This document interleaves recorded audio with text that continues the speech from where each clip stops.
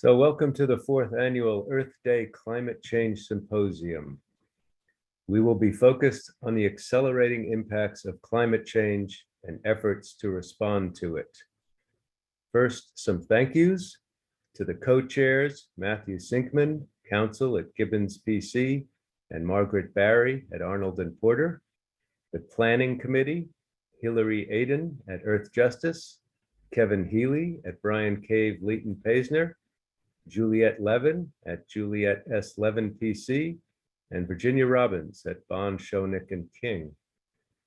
The sponsoring Environmental Law Committee of the New York City Bar and co-sponsoring organizations, the New York State Bar Association, Environmental and Energy Law Section, Global Climate Change Committee, the Sapin Center for Climate Change Law at Columbia Law School, and the Columbia Climate School, Columbia University. We will start with efforts underway in New York State and New York City and their global leadership, including decarbonization of New York City's buildings, onshore and offshore renewable energy siting and development, groundbreaking New York State legislation and environmental justice, and New York City's transition to transportation based on renewable energy. That will take us to 10:30. We will break briefly until 10:40 and start the second panel. From 10:40 until 12:30, we will start with a scientific overview and then address recent federal and other legislation, the United Nations High Seas Biodiversity Treaty, corporate efforts to address climate change, and critical mineral supply and related issues. Before each speaker, I will give a very brief introduction while they share their screen. More extensive speaker bios are in the materials, and I urge you to read them. My bio is there too, and it includes an email address for you to contact if you wish to receive the climate change blog, which I write. If you have questions for the panelists, please type them into the Q&A box at the bottom of your screen. Okay, let's get into some substance. Climate change is a real and present danger. As I've noted 51 times now in my blogs, the constant onslaught of damaging and deadly extreme weather events everywhere in the world, as predicted by climate models, is proof. And it enables climatologists to predict the future because it will look like the present, only worse. Much, much worse. And this is the result of global warming of a mere 1.1 degrees Celsius. Despite the fact that the leaders of 195 countries have met in a convention of the parties 27 times, each one of them making impassioned speeches about how we have no time to lose, that we must act now, global greenhouse gas emissions reached a record-setting high in 2022 and continued to rise in the US as well. Despite major growth in renewable energy, both solar and wind, greenhouse gas emissions still rose. We know what we must do. We must reduce and eliminate greenhouse gas emissions. We just can't seem to do it. We currently are on track for the Earth to warm 2.9 degrees this century. The goal set in the Paris Accords in 2016 was 1.5 degrees. Climate experts warn that if we exceed this limit, the consequences will be catastrophic. The impacts will be global, including more destructive and more deadly wildfires, drought, and crop loss, leading to billions of environmental refugees, conflicts, and war over scarce resources, flooding and blizzards that destroy homes, farms, and infrastructure, sea level rise that inundates not just coastal cities, but entire island nations, melting polar ice that alters the chemical composition of the oceans and changes oceanic currents, which control global weather patterns, numerous positive feedback loops which threaten runaway greenhouse gas emissions and continuing global warming, including melting permafrost, which releases methane, a greenhouse gas 80 times more potent than carbon dioxide, and loss of reflective sea ice so that the sun's rays are absorbed instead by the exposed sea. If we miss the 1.5 goal and continue on a path toward 2.9, then the future of human civilization is at risk. This is not hyperbole. Experts tell us that in the distant past, when there has been a sudden infusion of greenhouse gas, such as a volcanic eruption, it was absorbed over millennia by functioning ecosystems. Fauna and flora evolved over billions of years. Homo sapiens have slowly spread and learned to live on the planet for 1 million years. We did so with a range of temperatures and environmental limitations that we are now recklessly changing. Functional ecosystems, such as wetlands and forests, work to distribute and soften the impacts of past climatic events. There was room to move and evolve. But today's emissions are constant, and the evolutionary pressure has all been within the past century and a half. This is unprecedented. Evolutionary change does not happen that fast by and large. Human civilization is entirely dependent upon systems we evolved with, but have largely undermined. And what's worse, due to habitat loss and the immense human presence and whole-scale alteration of the landscape and the creation of teeny islands of natural habitat, there are precious few functioning ecosystems to absorb the carbon and help the planet withstand the onslaught. There is nowhere for flora and fauna to go. The time pressure is too short for natural selection, at least with regard to how the planet has functioned for the past 4 billion years. What we now have in terms of natural ecosystems and agricultural and salt and freshwater food sources is under extreme stress, given the sudden changes we are imposing. Evolution is not our friend in a time scale useful to our predicament. And climate change isn't even the biggest threat to human civilization.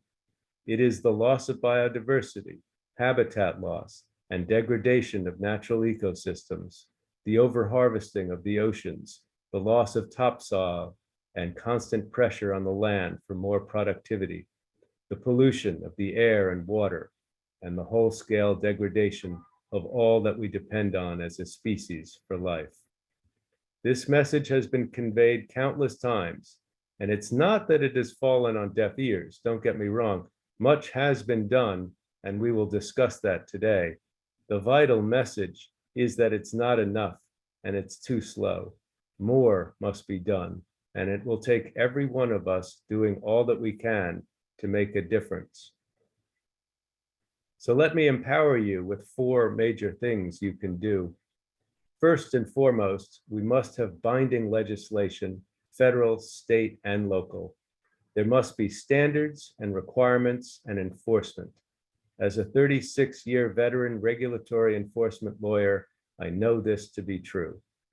So on elections at every level, get involved, lend your time, your expertise, and your donations, and ensure that all of your elected representatives understand the urgent nature of the problems confronting us and ensure they act with the urgency required of this moment. Second, our money talks not only regarding where we give it, but also where we take it away. The growing divestiture movement is following the script written by Archbishop Tutu in South Africa, resisting apartheid, and it is no less a moral imperative to divest from companies that have lied to us and have invested in fraudulent studies intended to mislead the public and sow doubt.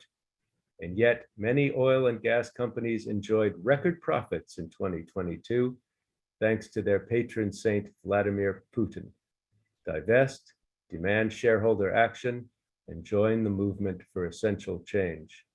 Third, each of us has a significant carbon footprint that we must recognize and reduce. Transportation is among our biggest emission sources, and the transition to EVs has begun. Be part of it. Heating and cooling your home and office comes next. If you don't have solar panels, if you don't have a heat pump, please consider them. You'll hear more on this presently. Fourth, our diet is important too. We all know that a plant-based diet is enormously helpful and that eating meat and cheese and drinking milk from a cow is detrimental. There are billions of cows emitting methane and grazing on pastures cut from rainforests, which then transform from carbon sinks to carbon sources at the expense of indigenous peoples. Eat right. I'll leave you with this. The Intergovernmental Panel on Climate Change, the IPCC, recently issued its 6th assessment report. These are the most comprehensive of climate change reports, synthesizing literally thousands of reports by thousands of scientists, all peer-reviewed, and the final report agreed to by consensus. It's the gold standard. These reports do not equivocate. As I said, climate change, as per this and numerous other reports, is a clear and present danger and is getting worse. The latest report warned that the Earth is likely to cross a critical threshold for global warming within the next decade, within our lifetimes, and every nation must immediately shift away from fossil fuels to prevent the planet from dangerously overheating. We must do this as a country, but also as individuals. The good news is that bold but compromise action has been taken at the federal, state, and local level. So let's hear about that. Our first speaker is Richard Yancey. Richard, if you wish to share your screen, please do so now and turn on your camera and unmute your mic, and I'll turn off my camera. I'll note that Richard Yancey is the executive director of the Building Energy Exchange. New York City buildings emit huge amounts of carbon, and decarbonization is not just a good idea, it is the law, and it may well affect all of you. Go ahead, Richard. Thank you, Carl. Thank you.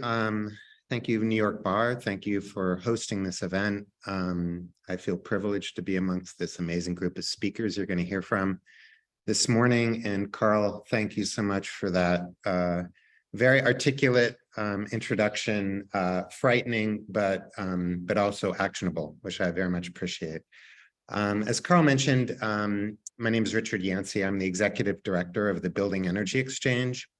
We're a 501c3 nonprofit center of excellence, and our mission is to accelerate the transition to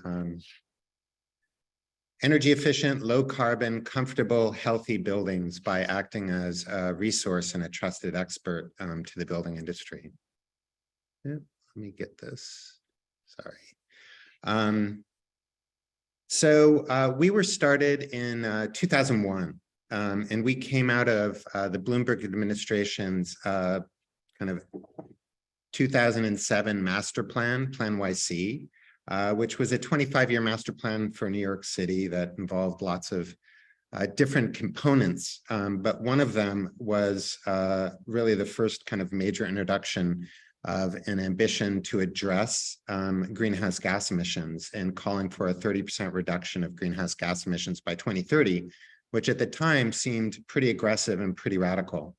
And one of the things that the administration kind of understood in its planning was the incredible importance of buildings. New York is home to over 5 billion square feet of real estate where we live and where we work and where we shop and where we make things.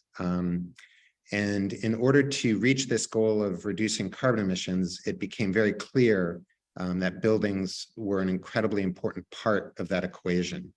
In fact, what the folks discovered in putting together this plan to reduce carbon emissions was that buildings were the single biggest contributor to New York City's greenhouse gas emissions, contributing nearly 70% of all of our carbon footprint.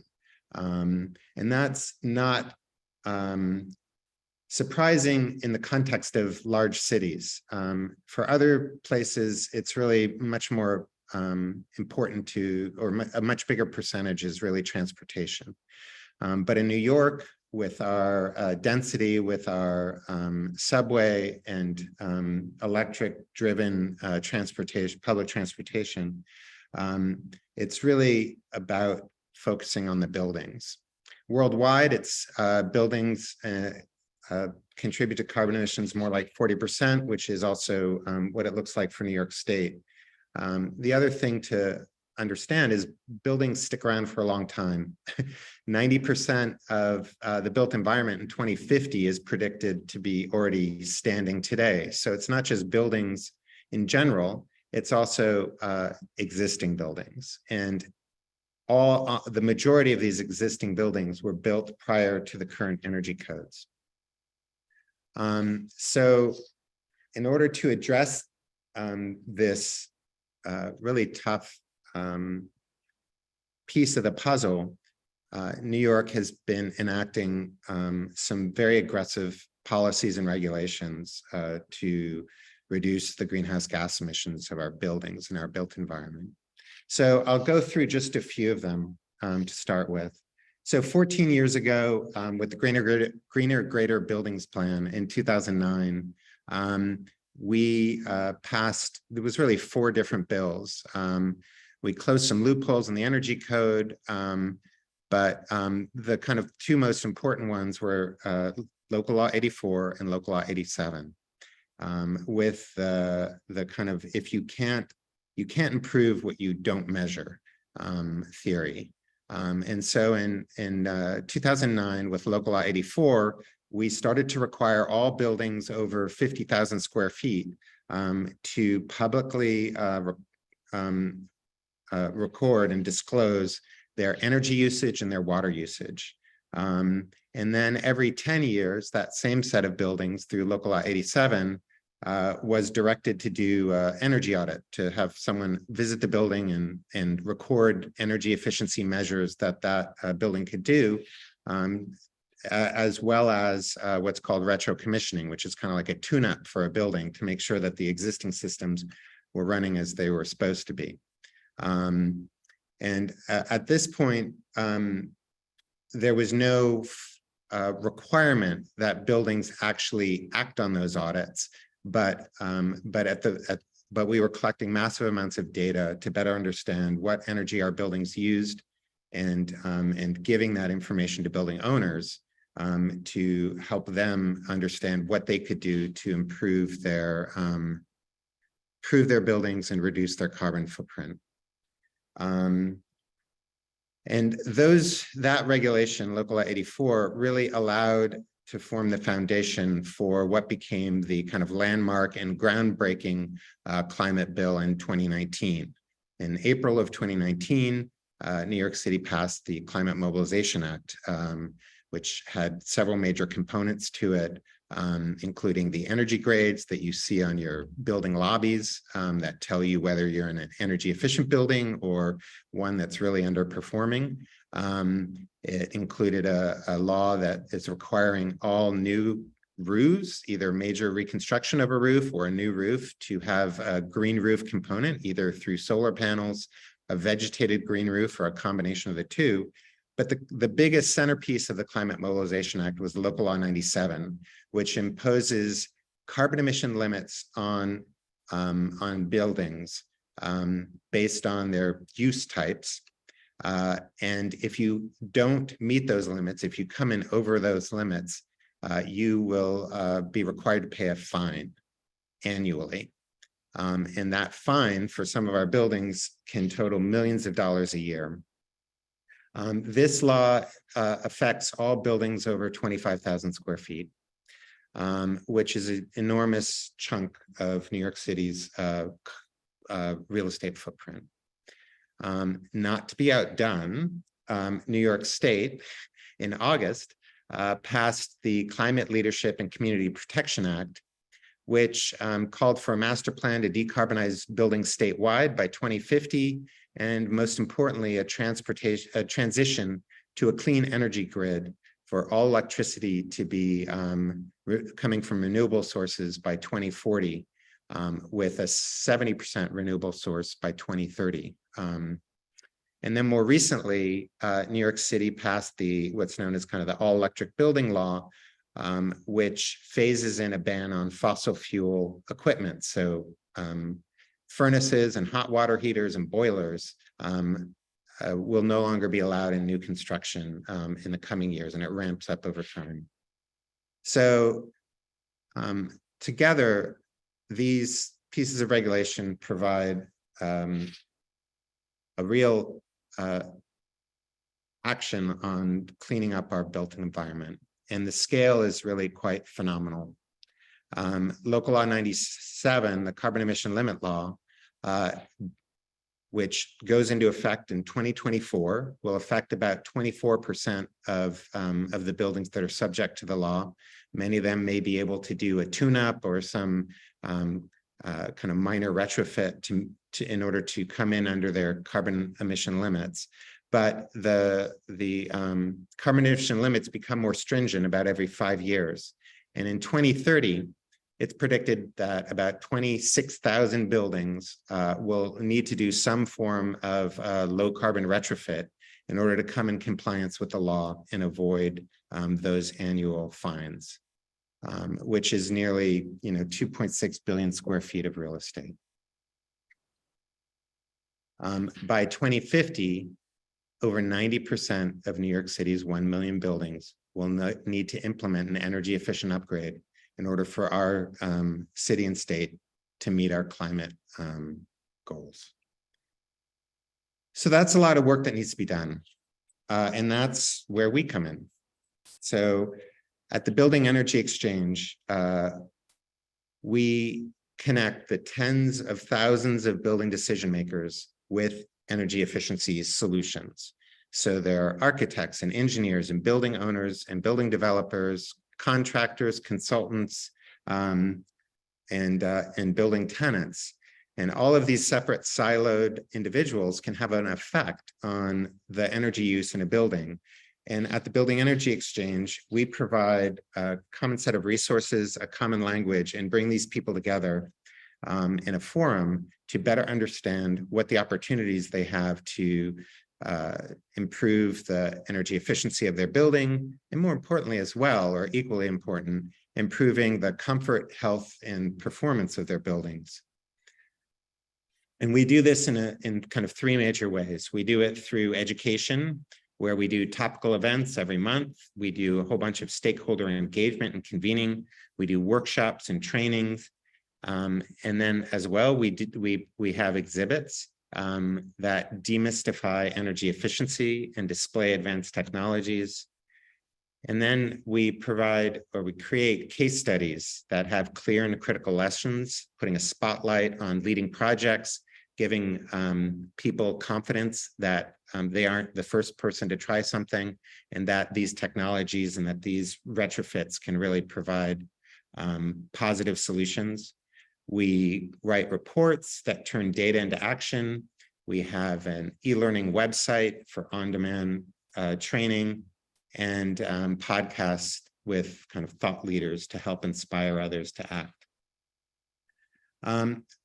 So New York has both been a leader in terms of its climate legislation, but also in terms of the resources like the Building Energy Exchange that's working with the real estate community to really put these policies into action and to help people meet these very, very ambitious goals. And over the last 10 years of us here at BX building up this body of resources, we began to look for an opportunity to really leverage that knowledge base, understanding that building science really doesn't stop at the state border of New York, that there are lots of other cities that have buildings very similar to New York that can benefit from the lessons that we've learned here, and that can really accelerate their local regions in improving the built environment. One of the things that New York has inspired, being one of the first to pass Local Law 97 and the benchmarking rules back in 2009 of Local Law 84, was building performance standards. So now 8 cities and regions around the country have adopted building performance standards that are going to drive improvements, not just to new buildings through codes, but also to existing buildings through these standards. And there's a national coalition of over 37 cities and regions that have pledged to move toward policies, local policies of building standards. And one of our kind of partner nonprofits out of Washington, D.C., the Institute for Market Transformation, is really helping local policymakers push forward with these building standards. So recognizing that it's not just enough to pass the policies, you also have to provide the resources to these local communities in order to meet those goals. We formed a partnership with IMT called the Building Performance Partnership to really help support the creation of local hubs to accelerate that transition to high performance buildings everywhere for everyone. And part of the premise of that is that we here at Building Energy Exchange at the Institute for Market Transformation have this incredible body of resources, this kind of experience of having spent the last 10 years building these organizations. And we feel there's a way to jumpstart that process locally, not through kind of a model where we come in and dictate what we think is important to that local region, but more partnering with a local hub or a local entity and providing them with that expertise and those resources so that they can make the connection in the most appropriate way to their local building decision makers, the owners and the architects, the construction managers, the leasing lawyers, to help really accelerate that transition locally. So this kind of theory of local action is something we've been putting into place over the last few years. And now I'm happy to say we've already started working with several cities around the country to stand up local hubs to help accelerate and improve the buildings in their regions. We've initially worked with Washington, D.C., creating the Building Innovation Hub there. Recently launched 2 hubs in Kansas City and St. Louis. We're working with the city of Chicago, who through a needs assessment and a business plan is now about to launch a hub in Chicago, which won't just provide their community, but the whole local region with resources, and then the city of Denver. It's been, I think, a really great privilege to be sitting at the center of all of this activity here in New York, and seeing how bringing people together around these issues to better understand what the solutions are can have an incredibly impactful effect and accelerate this imperative of decarbonizing our built environment. And with that, I'd like to turn it back to Carl. Wow, Richard, that's fabulous. Thank you so much for that. That's really wonderful. I've got a couple of quick questions for you because I know you have to leave us. Can we follow you on social media? Are these meetings open to the public? Can we stay informed as to what you guys are up to and learn more? Absolutely, thanks. First thing is just go onto our website and sign up for our newsletter is what I recommend. It's be-exchange.org. All of our programs are open to the public. We have this amazing space, which I'm broadcasting out of in downtown Manhattan near City Hall. We've had over 40,000 people come through our center. We pivoted during COVID to kind of live streaming everything as well as doing it in person. It's great to be able to also reach a broader audience, but also see people coming back and convening in person over the last several months. So I really encourage people to get involved, to join in our effort. I think in terms of this community in particular, I hold out to all of the people, the lawyers involved in real estate transactions. You're an incredibly important part of this puzzle. A lot of things get set during lease negotiation, and we're doing a whole series of resources around commercial office tenants, which is really looking through the lens of a leasing cycle, and leasing lawyers are an incredibly important part of the solution here. So I encourage people to to join us. Richard, I've been speaking with people working with large, often historic structures, including synagogues and churches, which often have D energy ratings. Is there anything in local law 97 or other laws that would allow a landmark building to put, say, solar panels on its roof or take other actions that might in the past have been denied due to its landmark status? Any thoughts along those lines? Yeah. So the issue with historic buildings can be challenging. I mean, the reality is a lot of buildings that are older actually have better ratings because there's less glass, there's more mass to the wall. They actually end up being kind of better insulated and more energy efficient than some of the large all glass, commercial buildings. That said, there are certainly certain historic structures where it becomes pretty tricky in terms of addressing their energy efficiency straight on. The Landmarks Commission here in New York, which obviously has been an incredibly important part of the fabric of our city, has been, I think, taking kind of their responsibility both to the historic precedent, but as well as to the environment very seriously, and looking at lots of kind of opportunities to really allow people to incorporate higher efficient solutions into their historic renovations. And you see that a lot in, especially there's a building standard called Passive House, which is this incredibly efficient building standard. You can learn more about it on our website. But it requires super high performance windows, and that can be hard to get through the Landmarks Commission previously. Now it's become a much more streamlined process. And I think there's a lot of other opportunities such as that to address historic buildings. Great. Well, thank you again, Richard. Really appreciate that.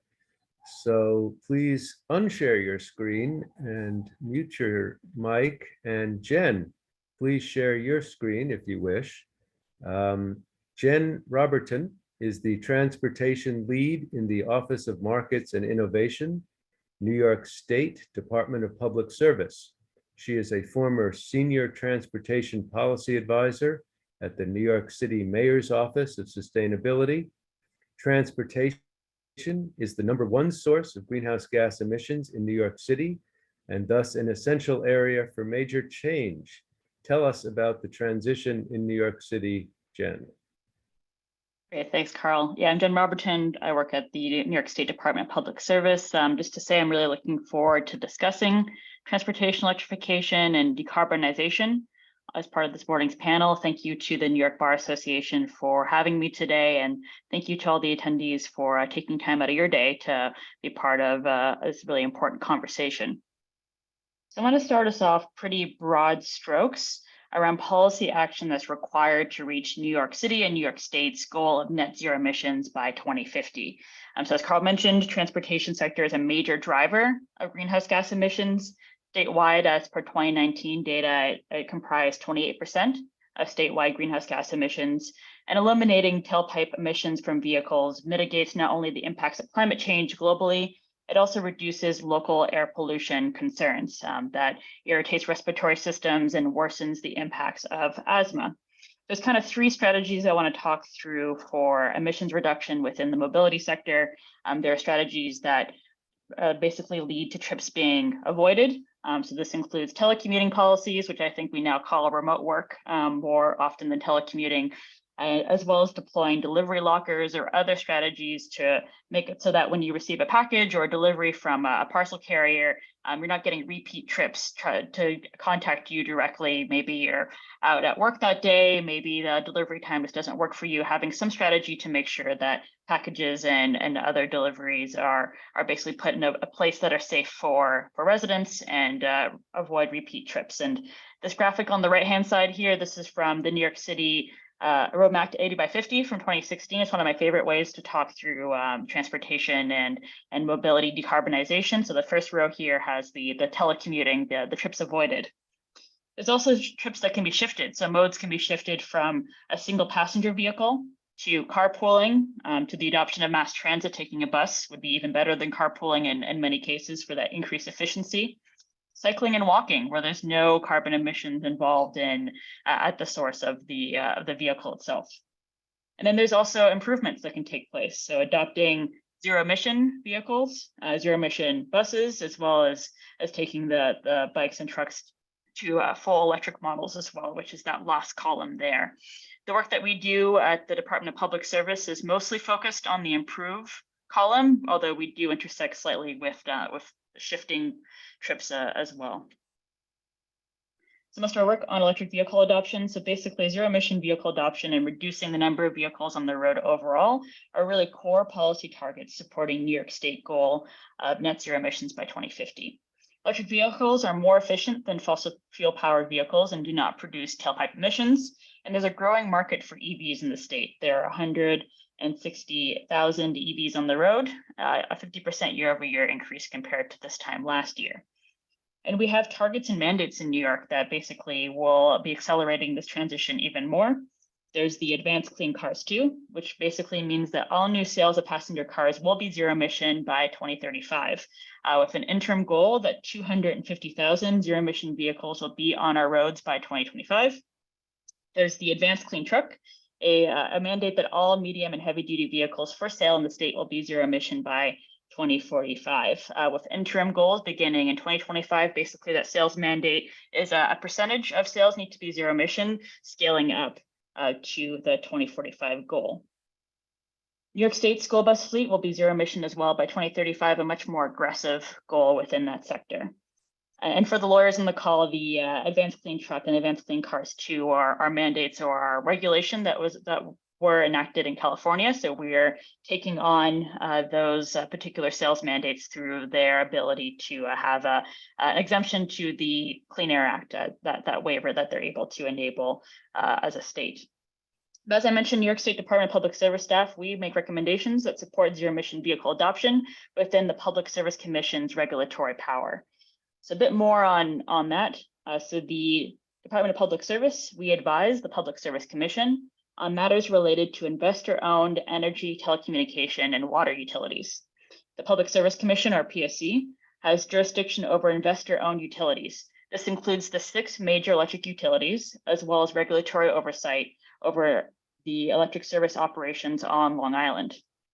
So the majority of transportation-related matters are covered through open subject matter specific proceedings, although sometimes they do come up in utility rate cases.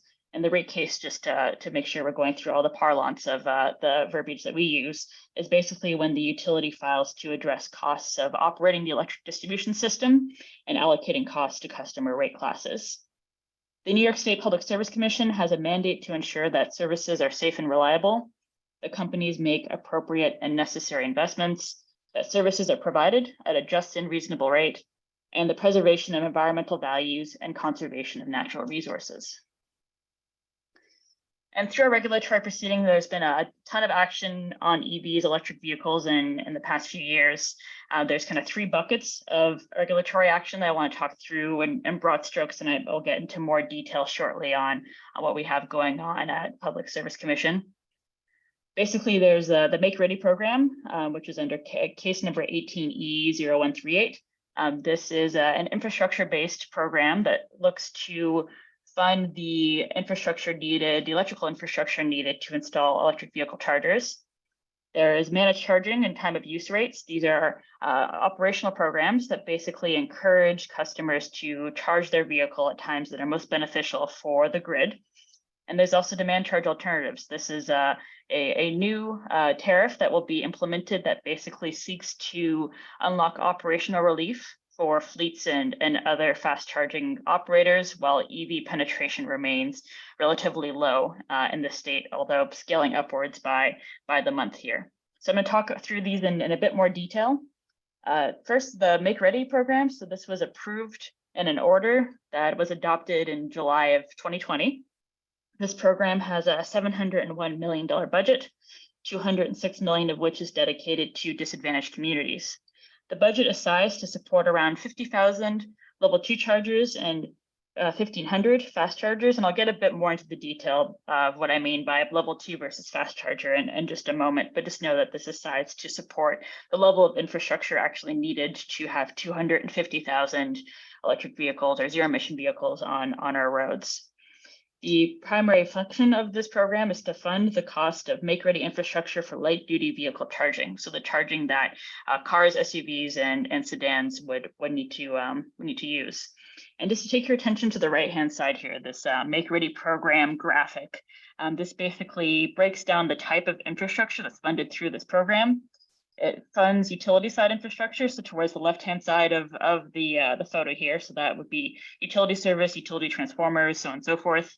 The customer side infrastructure, so on the other side of the property line, there's also infrastructure dollars for paneling, conduit, electrical wiring, kind of all the stuff that you need on your property to install an EV charger.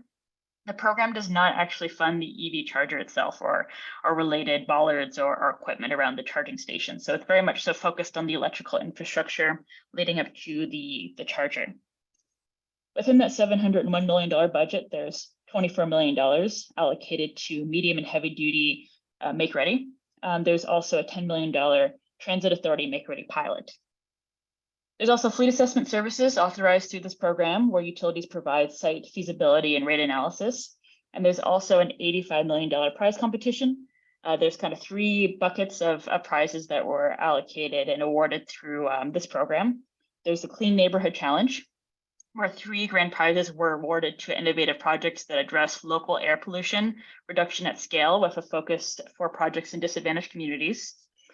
There's the Electric Mobility Challenge, where grand prize awardees had projects that demonstrated innovative, safe, and convenient electric mobility options that help solve disadvantaged community transportation needs.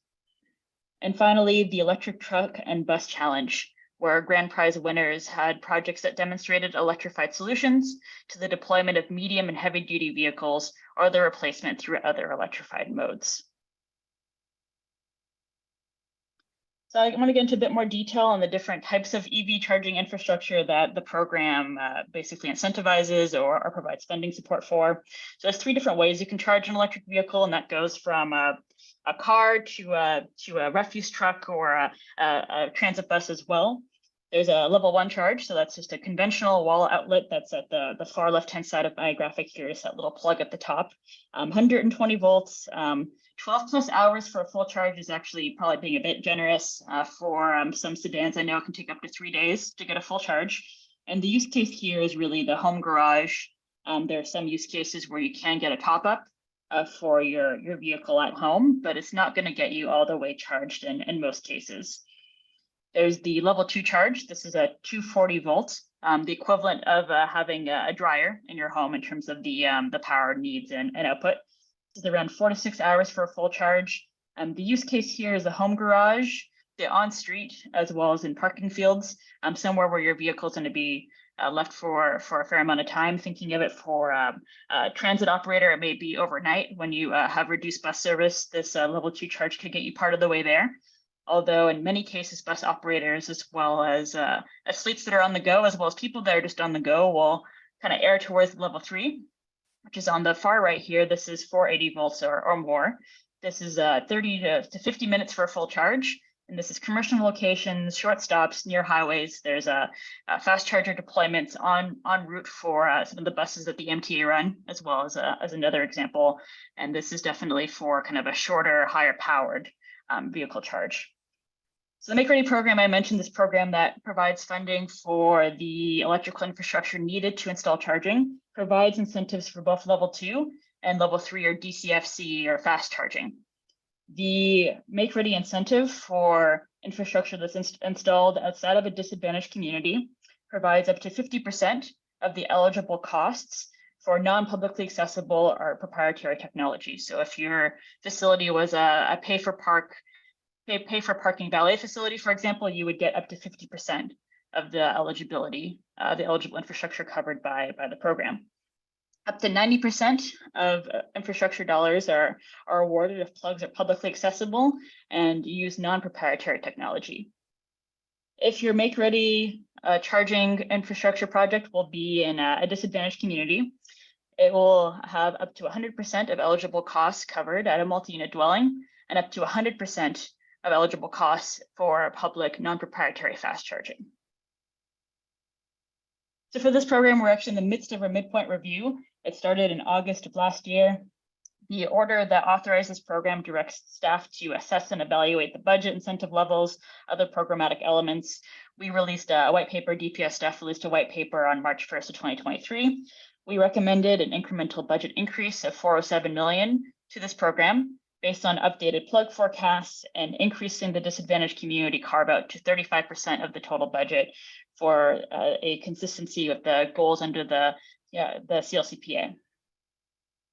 The proposed investment would also include an additional $30 million for medium and heavy duty make-ready infrastructure and a first in its kind $25 million program for micromobility make-ready. Comments are due on May 15th, so we're looking forward to hearing from stakeholders on our proposal on that. Some more to come on the midpoint review for us. I want to highlight just the two other programs I mentioned at the top of the presentation. We have managed charging programs as well in the state. So there's an order that improved managed charging programs with modifications that was adopted in July of 2022. Further modifications were approved in February of 2023. The managed charging programs focus on residential customers who can feasibly shift their charging load to off-peak hours.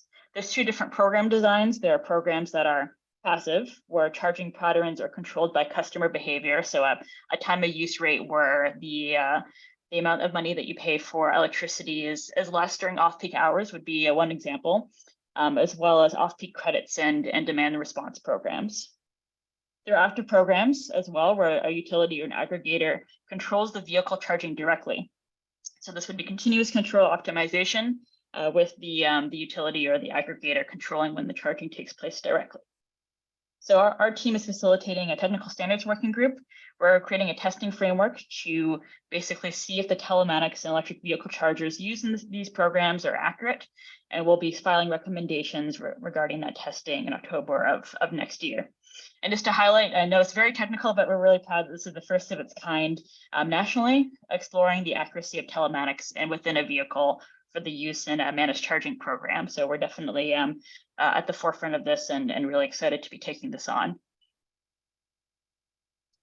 And lastly, in terms of the programs that we work on here, there's the demand charge alternatives.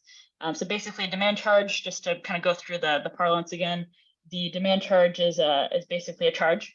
It's assessed based on the maximum kilowatt of power consumed at a single point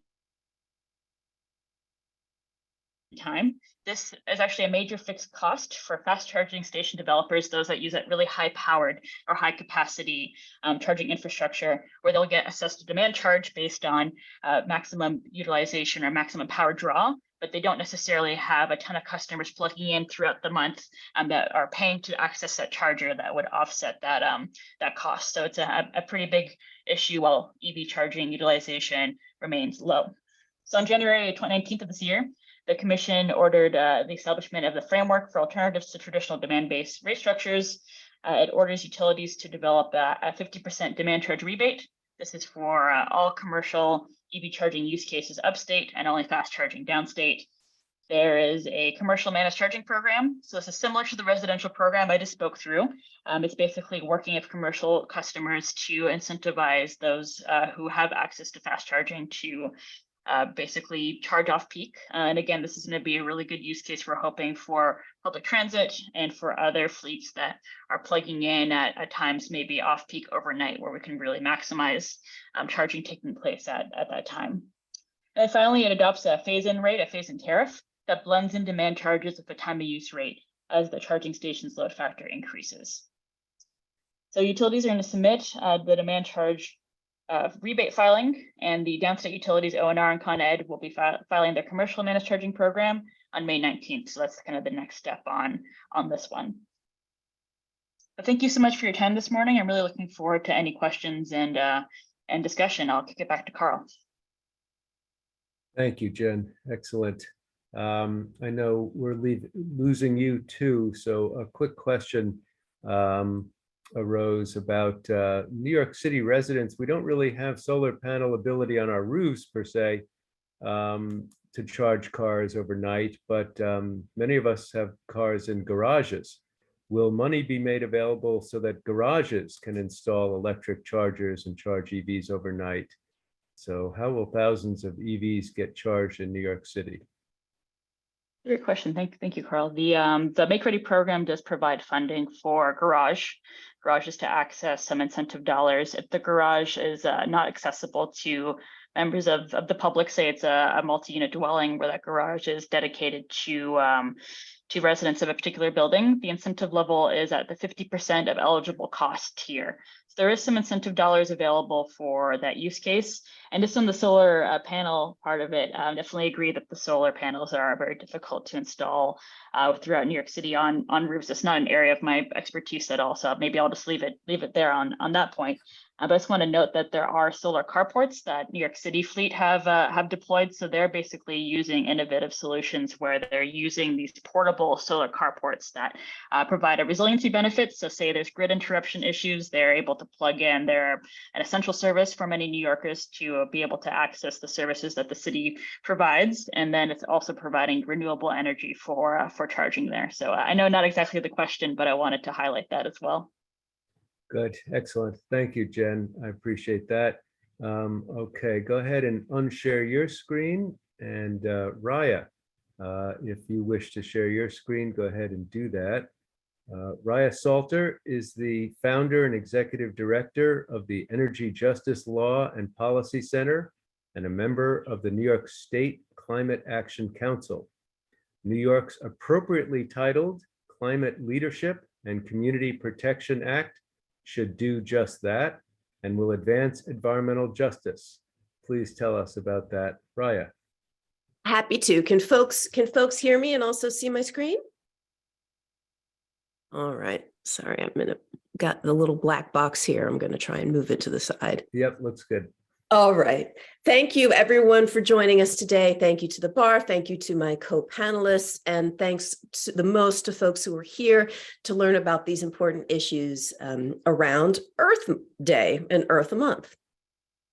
So yes, we're going to talk about implementation of this 2019 climate law that you've heard reference to in prior presentations. Yes, I was introduced. I have formed a new organization called the Energy Justice Law and Policy Center. We're one of the first public interest law firms focusing on energy justice in the United States. Happy to learn more. Happy to work with you. If you're interested, you can connect with me and check out our website, ejlpc.org. A little bit more about my background. I'm someone who has who started as an energy regulatory attorney for M&A transactions at the firm of Dewey and LaBeouf. I've done clean energy advocacy at organizations like the Environmental Defense Fund and the Natural Resources Defense Council. But more recently, I've been focused on movement activism and movement lawyering. And that's the context that I'm going to speak to you this morning. I also just want to mention some folks may have seen some viral videos that were focusing on me. And the context here and of a lot of my work is how do we speak truth to power and in particular address, really stand up against the fossil fuel industry. And when you do, you really reap a whirlwind. And there's a context here of, really make no mistake. The IPCC tells us we cannot address the climate crisis unless we address fossil fuels. The House Oversight Committee had a hearing on big oil misinformation and lies and environmental injustice and asked me to come and testify. When I did so, a congressman from Louisiana, home to Cancer Alley, one of the most notorious environmental justice areas, decided to take his time to make a mockery, of what I was there to talk about to try and really distract from the issue. New York's representative AOC came in and defended me, and it actually really went viral.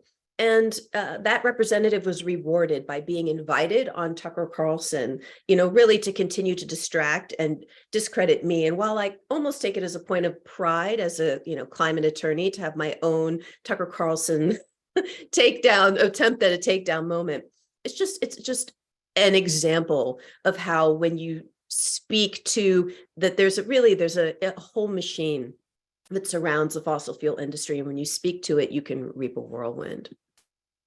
So let's go ahead and talk about the Climate Leadership and Community Protection Act. You heard a bit about that before. Really one of the most robust climate laws in the nation, and certainly the one that has the most, or just extremely robust energy, climate, and environmental justice provisions. So what are some of the key aspects of this law? Again, you heard, hearkening to some of these terms, you heard the term disadvantaged communities. Why? Because this is in our climate law. So there is a goal that 40% of state spending and no less than 35% of state spending must go to benefit disadvantaged communities or frontline communities. More about how those are identified later.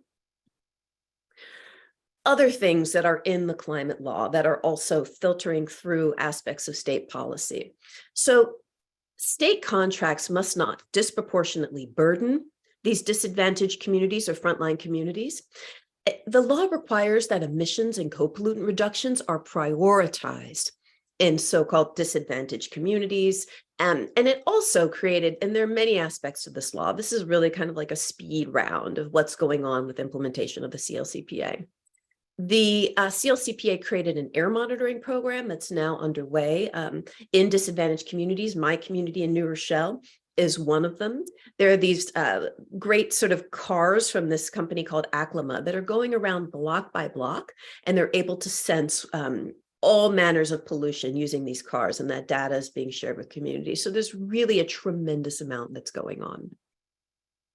Now, this idea of 40% of the benefit going to disadvantaged communities or communities that have been historically disinvested in and carry the worst burdens of pollution has really had national impact. This concept has been picked up, for lack of a better phrase, by the federal government, and there's now a National Justice 40 initiative that seeks to have this climate redirect and invest frame for federal resources as well. There are a lot of differences between those programs. There's a lot to say, but I want to say that state action matters. What we did in New York really has reverberated across the country. So now let's go ahead and talk about this Climate Action Council, and how this process that I have been a part of fits into the implementation of the CLCPA. This is a picture of one of the Climate Action Council public hearings that you can see myself, our head of our Department of Environmental Conservation, our head of NYSERDA, our new chair of our Public Service Commission, and others who were really engaged in this process.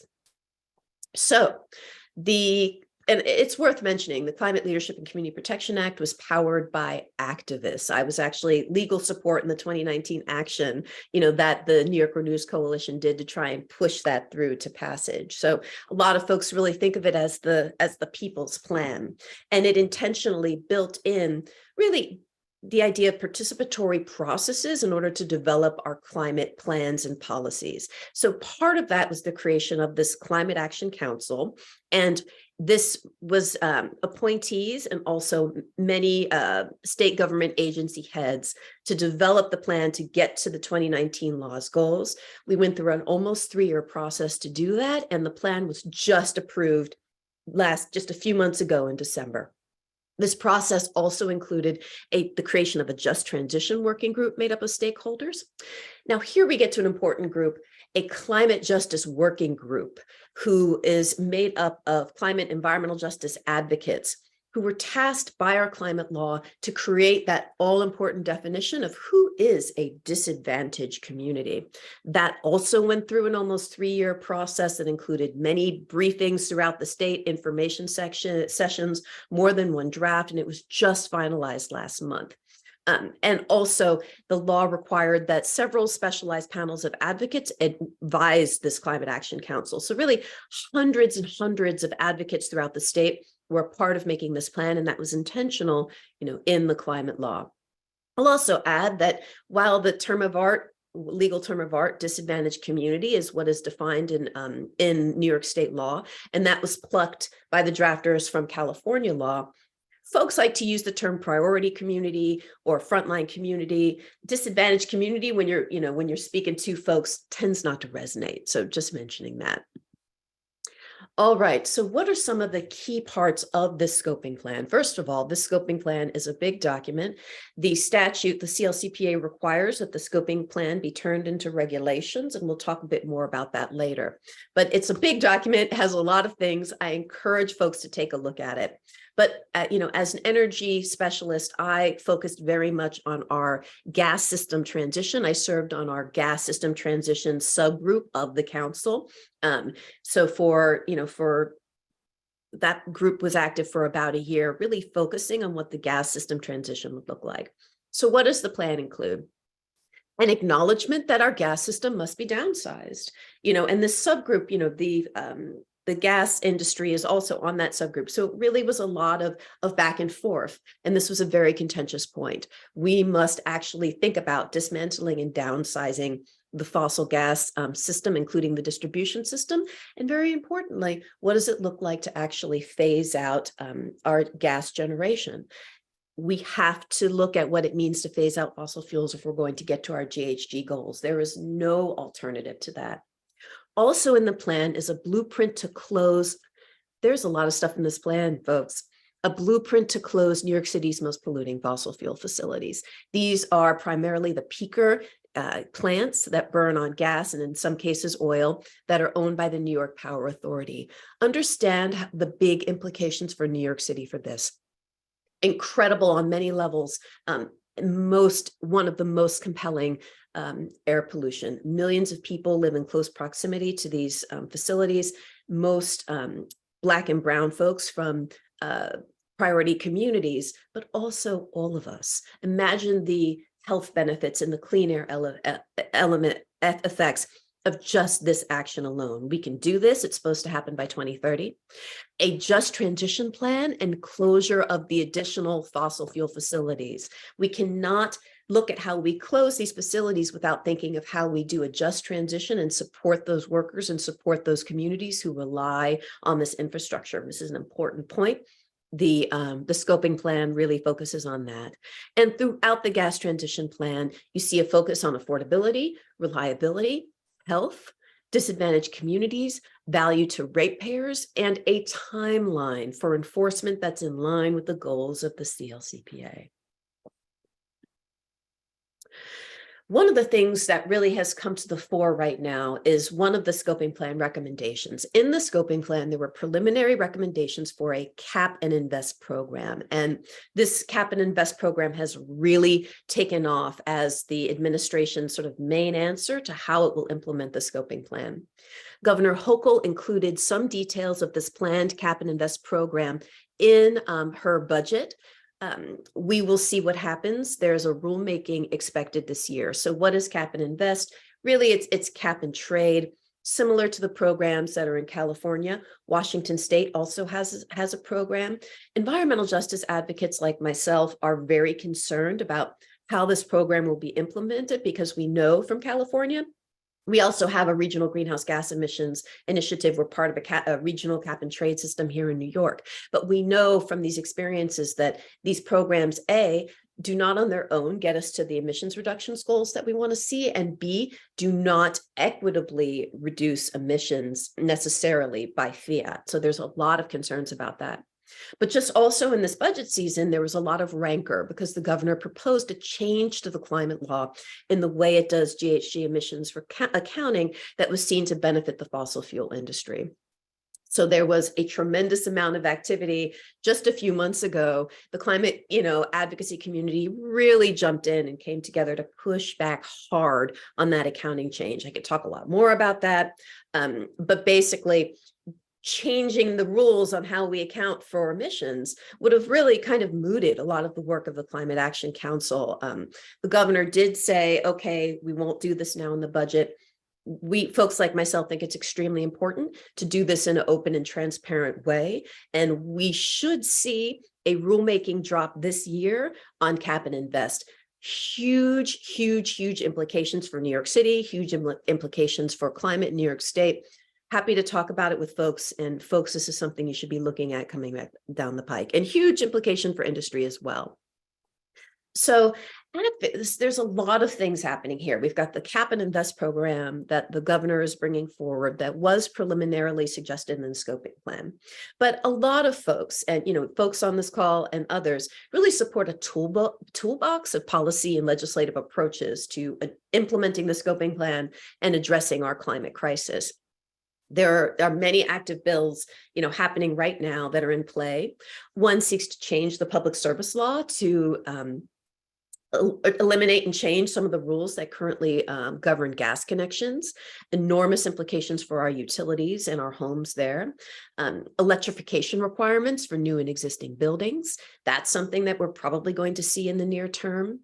Public renewables, mandates for, say, the New York Power Authority to build more renewables. That's something that's in play right now. An idea of creating a polluter penalty to those who pollute, to create a community protection fund. That's something that's in play right now in the context of the Cap and Invest.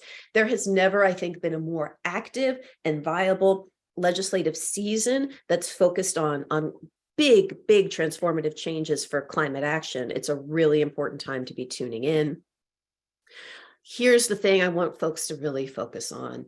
Let's just please keep our eyes on the ball. It can be exciting and interesting as policy folks to dig in and think about what is Cap and Invest, how are all these programs going to work? But the truth is, it's not a panacea. In my opinion, the scoping plan is long. It has many suggestions of what we should be doing, economy-wide to address GHG emissions. And in my opinion, we need to keep our eye on the ball. How we can have fancy programs. How are we transitioning away from combustion? How are we going to grapple with the fact that we need to close these fossil fuel burning facilities and not rely on keeping that infrastructure going with, so-called cleaner fuels within that system. The CLCPA gives state officials the authority to enforce the law's GHG emissions. Full stop, the authority is there. And the DEC and our other agencies should go ahead and full stop and start doing what needs to be done in a common sense way that focuses on affordability, reliability, safe and adequate service. The state should use that authority to implement the gas transition plan and timeline. We need a real timeline that'll show the way of how we can move away from these systems, how we can actually look at closing these fossil fuel facilities in a way that supports communities, full stop. We need to shift away from combustion and have a just transition. Anything other than this is not addressing the climate crisis, simply not addressing the climate crisis. And the good news is that the climate plan also showed that the benefits of investing in climate action are incredibly high from a health perspective, from an economic development perspective, jobs perspective, livability, walkability, all these perspectives. So acting is the thing to do, and focusing on costs and focusing on communications so that folks understand that we're looking to make folks' lives better and not worse. And we're not looking to increase costs and make energy more affordable. More unaffordable. In fact, we need to make it more affordable is really the way. So I will close my presentation. Please, you can here are my websites. You can also connect with me on Instagram. I'm Climate Auntie. I'm on Twitter. I'm on LinkedIn. And you can pick up for your law library Energy Justice, which is my 2018 book. Oh, and there's my email too. So just so pleased to be here with you today. Thank you, Raya Salter. That was excellent. I have a couple quick questions for you. Does the CLCPA provide money for physical protections, say against flooding or excessive heat, to areas where EJ communities have suffered? Is there money available for such life-saving projects? You've put your finger on the hot button, which is why we're having such an active season. The CLCPA was essentially an unfunded mandate. And so the idea of the Cap and Invest program or a community protection fund is exactly that. If we know we want to direct a goal of 40% of climate spending on community protection, resilience, all the things you're saying in disadvantaged communities and in all of our communities, we need to fund that mandate. And that is the idea behind the Cap and Invest program, or a polluter penalty, is to raise those funds to start doing that. Probably about $10 billion a year we need. It would seem that maybe placing solar panels on roofs in EJ communities to reduce energy bills and add resilience in times of power loss, that might be another area for There's thinking about improvements. tremendous opportunities. You heard our our Public Service Commission official talk about some of the things, make ready. And what we need is a lot of group approaches, because our buildings, there's as our first speaker could tell us, we need to do energy efficiency upgrades. Roofs need to be upgraded and fixed before you can do the solar panels. So there's a tremendous challenge in the building sector, and it's something we need to approach holistically. And yes, we need a lot of money to do it. Great. Thank you, Raya. I really appreciate that. Okay, please unshare and mute. And Amanda, if you would like to share your screen, go ahead and do that. Amanda Lefton is the Senior Policy Director at Foley Hoag LLP and the former Director of the U.S. Bureau of Ocean Energy Management at the U.S. Department of the Interior. One area of essential renewable energy is offshore wind. Amanda, please tell us what is happening in this area in New York State. Happy to do so. Thanks so much, Carl. And thanks for the really great presentation so far. It's been really lovely to hear from everybody today about this incredibly important issue and the great progress that's been made to date. And of course, the tremendous amount of progress we have to make in years to come.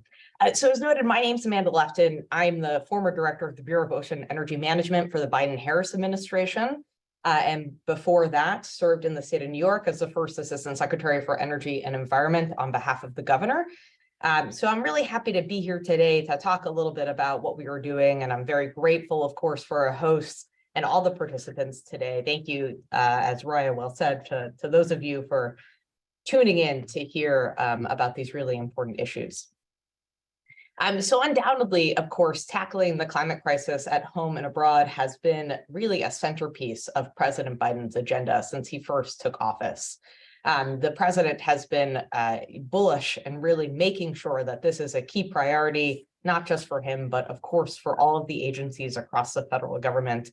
And we've, of course, made some really tremendous progress and set some really ambitious goals. So as you can see, of course, the United States has a goal to reduce emissions by 50% below 2005 levels in 2030, reaching 100% carbon pollution-free electricity by 2035, achieving net zero emissions economy-wide by 2050, and of course, delivering 40% of those benefits into disadvantaged communities. And I can't help but just make the connection, since Raya did a really wonderful job talking about the CLCPA, and of course, how New York State was really out in front of these many issues. And I love seeing the synergies between what New York State advanced first back in 2019 and is working hard to implement now, and what the Biden-Harris administration has moved forward. In addition, of course, to the ambitious goals and the wonderful agency actions that's, and I'm sure our presentations or panelists will talk about this a little bit later this morning, but important to note the really important action taken on passing the Inflation Reduction Act, which is the single largest investment in climate in our nation's history, and of course, an incredibly important piece of legislation and investments that will be undoubtedly really important in ensuring that we achieve these really ambitious goals that were put forward. So when we think about this, how we're going to solve the climate crisis, how we're going to achieve those really ambitious goals that I just had up on the screen, that means we're going to do more than just decarbonizing electricity generation. It also means that we're going to have to electrify everything, vehicles, buildings, everything we talked about that runs on fossil fuels now. And that's going to mean a lot more extra demand. Really, this would mean that we're going to double our electricity capacity by mid-century. So how are we going to do that? How are we going to get all that new energy on the grid to make sure that we can decarbonize these different parts of our economy? Well, it means that we're going to need to produce a lot more clean energy. And right now, actually just 20% of our generation comes from clean energy. So we've got a long way to go. So that's why offshore wind is such a critical opportunity. So offshore wind It's actually so close to people. The majority of people live in our coastal areas. So the proximity to people is really important for offshore wind. It's also where we have a lot of load centers.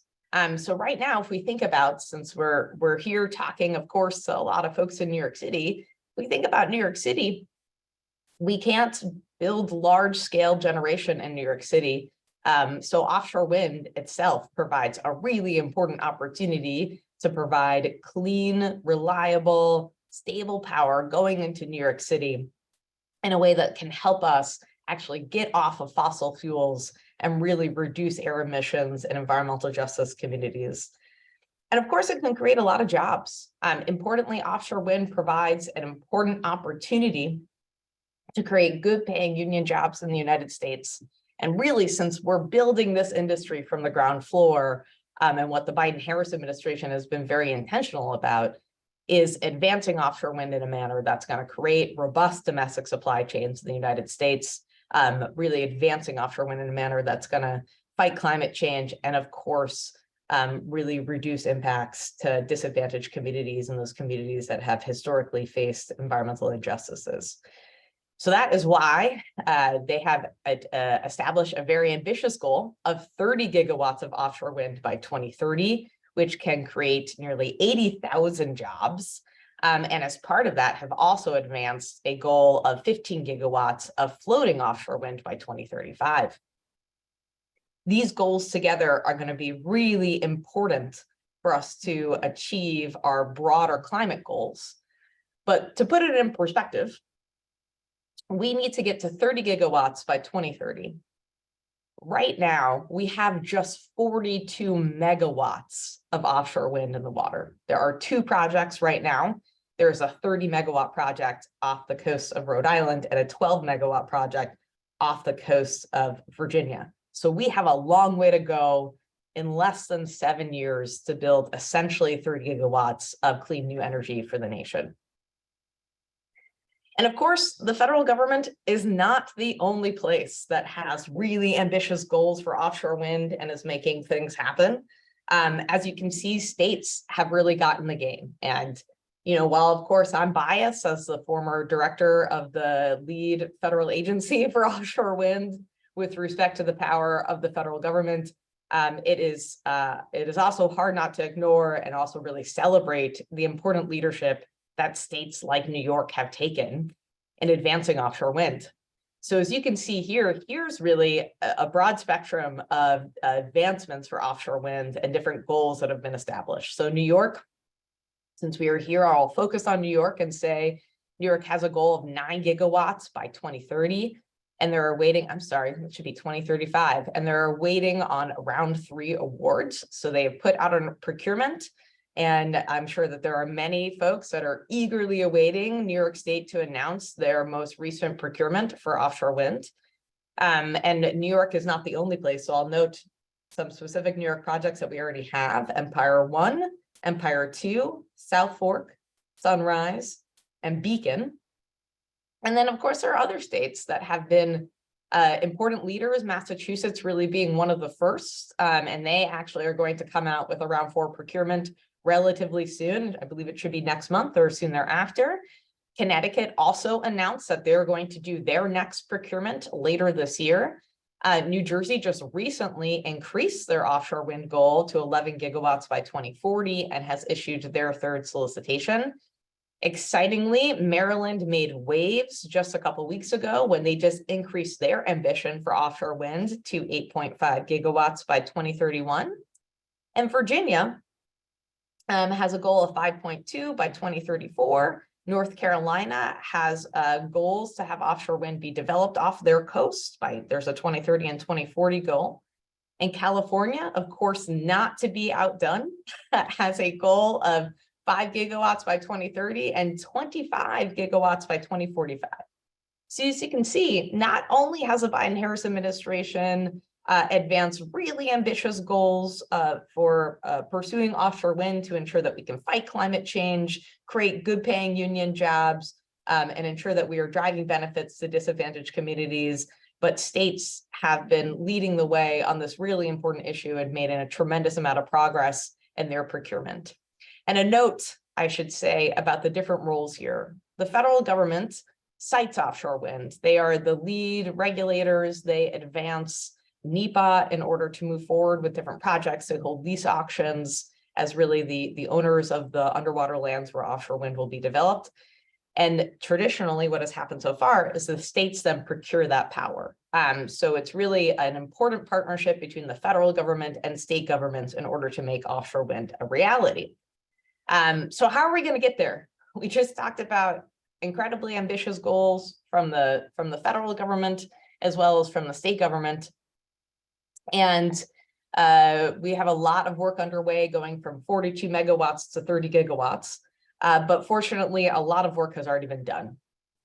So you'll see here, this is on the left, you'll see the West Coast off the coast of California, and on the right is the East Coast.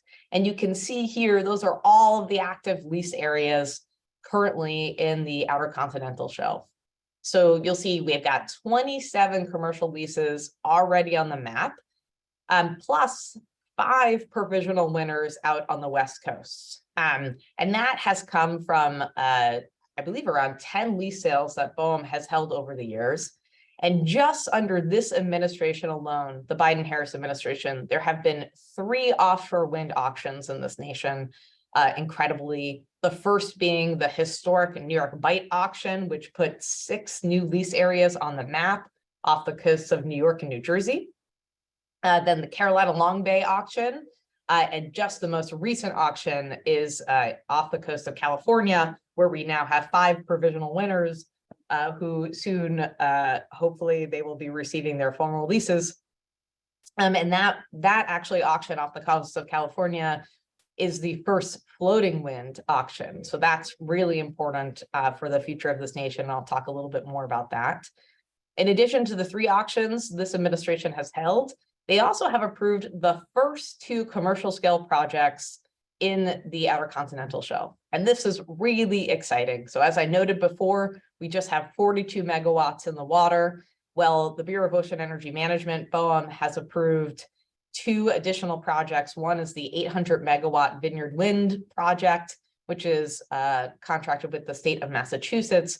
And 2 is the 130 megawatt South Fork Wind project, which will be New York's first project that will be built in the water. So incredibly exciting that now under construction, we will have almost a gig of clean new energy coming online. And those, again, those projects are under construction right now. So in addition to those 2 record of decisions that the Bureau has advanced, they also have issued notices of intent for an additional 12 projects that are under review right now. So undoubtedly, the Bureau is incredibly hard at work in putting new lease areas on the table, on the map, and reviewing new projects so that we can have clean new energy for the nation.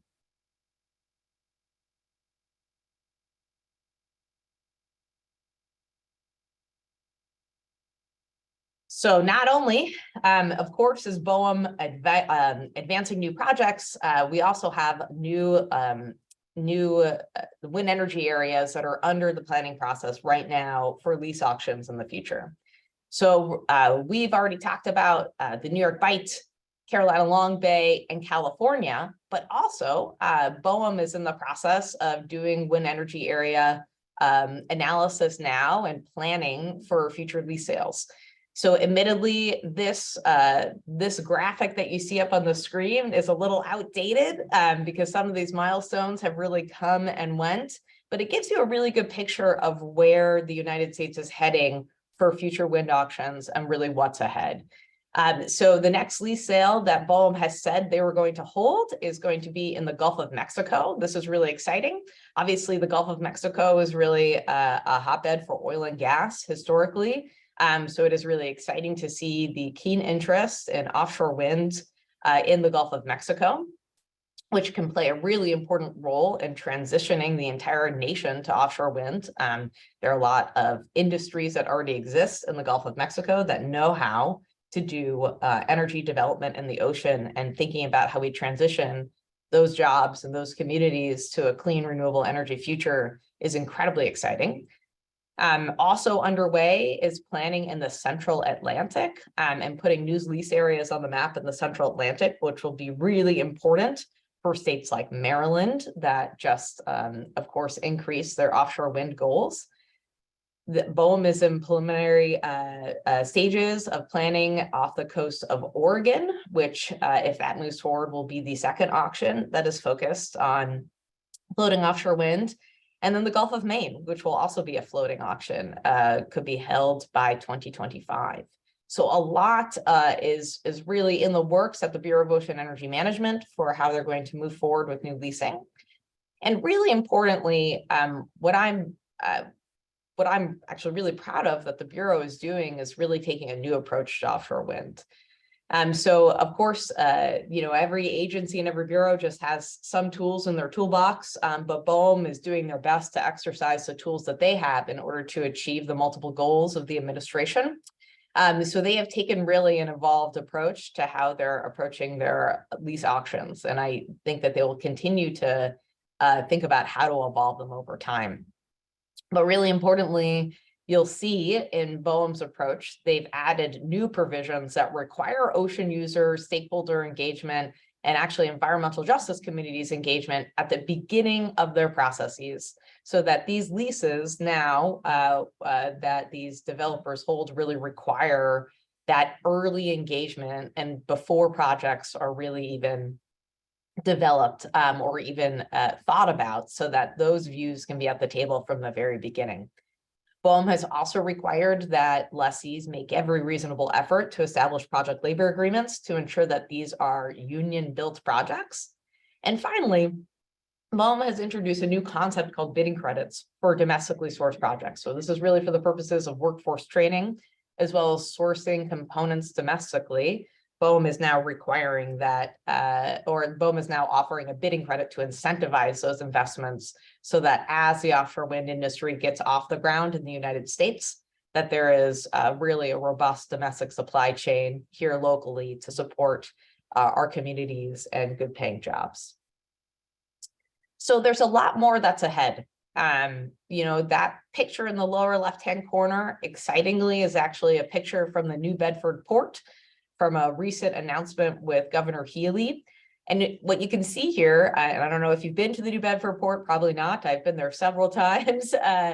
But what was really amazing about the last time I was there when this picture was taken is you can see that there are cranes, and those cranes are there for the purposes of offshore wind. And they weren't there just a year ago or 6 months ago. And I think it's a really great illustration of the fact that this is real and this is happening. For a long time, states like New York and other places have sought to advance offshore winds, and there has not been a lot of momentum at the federal level. But thanks to the Biden-Harris administration, these projects are finally moving forward. These lease auctions are finally being held, and this industry is becoming a reality in the United States, incredibly excitingly. Yet there's a lot more to do.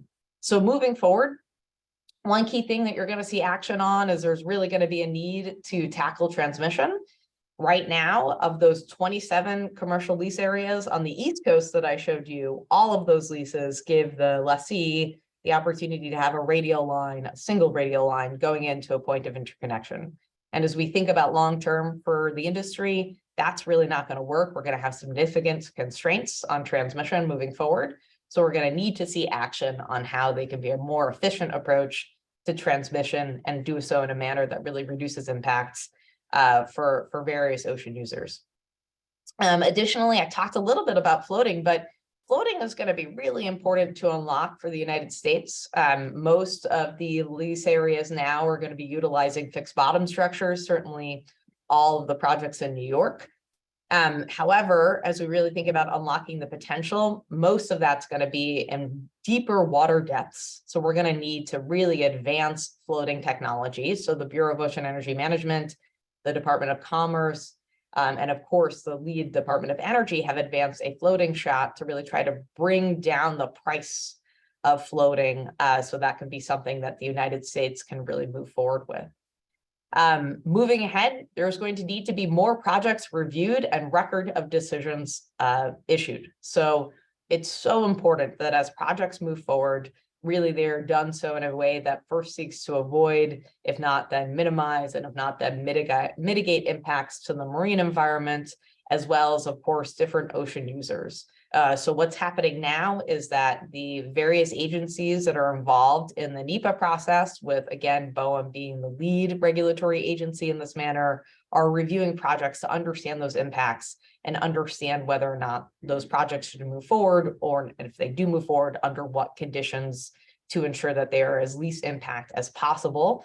Because while it is critical that we achieve our ambitious goals for offshore wind, it is just as important that we do so in a manner that is least impact, again, to the environment and different ocean users. And then finally, I talked already a bit about the Inflation Reduction Act. I wanted to keep it short because I think that probably others will cover it later. But another critical piece for offshore wind in the future is going to be around some of the guidance for the Inflation Reduction Act, what that looks like, what's in and what's out. We've already seen the Energy Communities guidance, which was really huge and importantly included offshore wind as a piece of that will really help enable a lot of projects. Not only will it enable a lot of projects, it will allow offshore wind to really make sure that there's a direct connection in doing things like bringing dirty fossil fuel plants offline and replacing it with clean renewable energy. There's great opportunities there. But of course, we're all eager to see the guidance from the Inflation Reduction Act with respect to domestic content and what that will look like for this industry and how that will be interpreted moving forward. So we should expect that from the Biden-Harris administration soon. So all said, there's a lot of really exciting work to come and a lot of really exciting work underway. Undoubtedly, states like New York have been a leader in offshore wind and keeping this important industry alive for many years. And now, excitingly, we have leadership in the White House and at the Department of the Interior through Secretary Haaland, and now through the great leadership of Director Klein at the Bureau of Ocean Energy Management, to ensure that the trajectory of this industry stays on course and that offshore wind will be a part of our clean energy mix in the future. So with that, thanks very much. I appreciate being here today. Thank you, Amanda. Fabulous. That's really great information. Couple of quickies. Transmission, I think that is also another word for connectivity. That's the bottleneck, right? I mean, there's so many projects proposed and planned, and a lot of energy can be produced, but if we don't get it to the grid, it's not going to do us much good. Can you talk a little bit more about the connectivity bottlenecks and what we can hope there for freeing up this energy? Yeah, absolutely. So there's a lot of different pieces underway on this. First, you're right, Carl. We've got, as I said, 27 leases.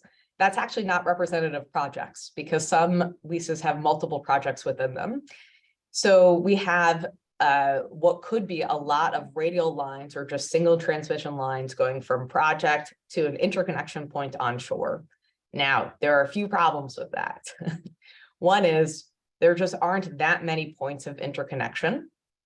So that might work for some early phase projects, but we need to be really thoughtful about what the next stage of projects are so that we can really ensure that those interconnection points are actually designed in a way that can facilitate a lot more energy coming in. Another piece of this, it's actually not just the interconnection. We also need to really ensure that the grid onshore can actually handle this, right? Because we're talking about bringing energy in, and we need to make sure that we can actually, get that to load centers. So there's actually significant upgrades that might need to happen onshore as well. And we're going to continue to use New York as an example. If you think about Long Island, they really have one transmission line going across the island, right? And ensuring that where your interconnection point is going to be into New York State so that you can bring in enough of that clean energy so it can meet its load centers really in Zone J and other places. So New York City is going to be an important point of interconnection, but we're going to need to upgrade a lot of transmission onshore, actually less in New York than in other places, but that's going to be an important part of this mix. So a lot of folks have been focused on trying to solve this. The Bureau of Ocean Energy Management has partnered with the Department of Energy to come up with a suite of recommendations for how you can approach transmission. New York, in their most recent procurement, included a mesh-ready requirement for how they might move forward. And then there have been several states that have talked about coming together to apply for funding at the Department of Energy to have some sort of regional plan approach to transmission.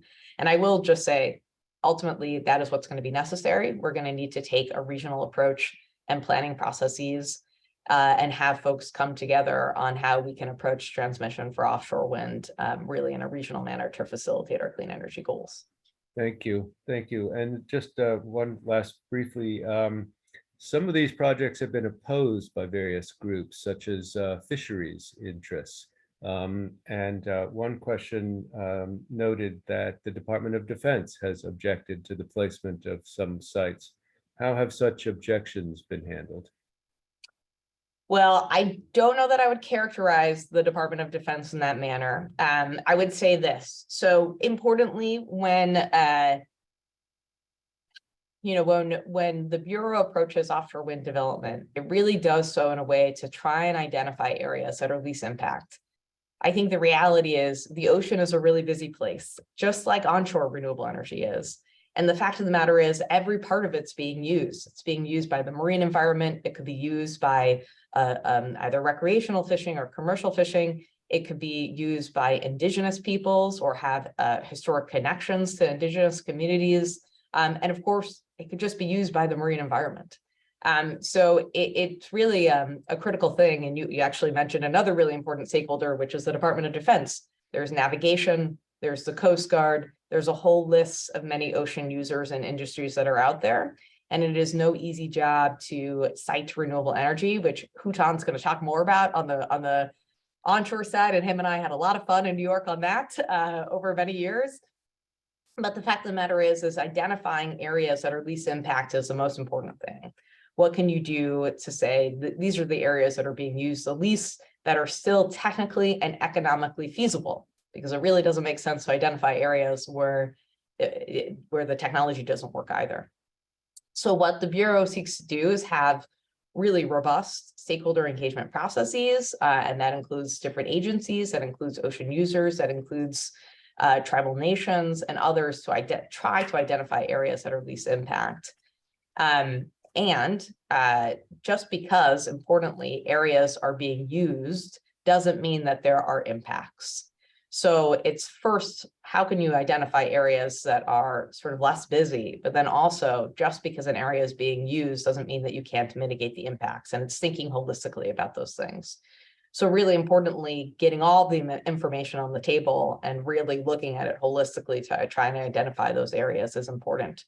The Department of Defense is an important stakeholder that works very closely with other federal agencies to try and find a path forward. And I would say that, I expect that they will continue to partner to try and find solutions on areas that they can move forward with. And you're specifically referencing, the Central Atlantic wind energy areas.